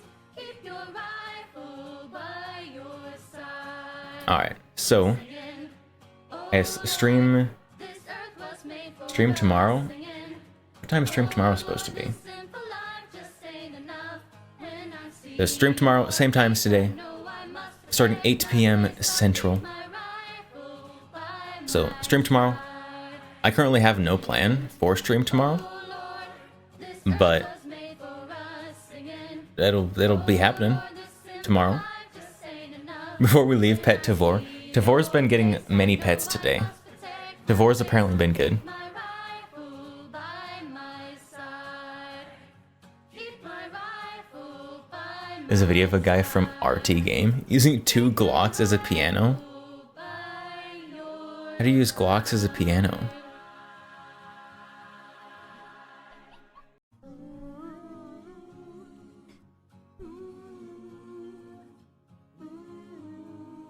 You personally dislike bullpups?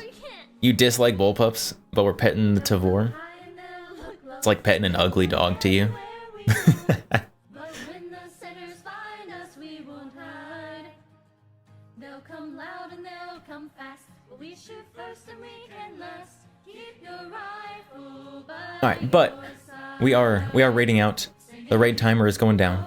So I will see you all next time.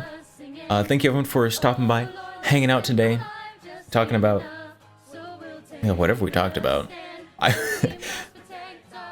Wyoming.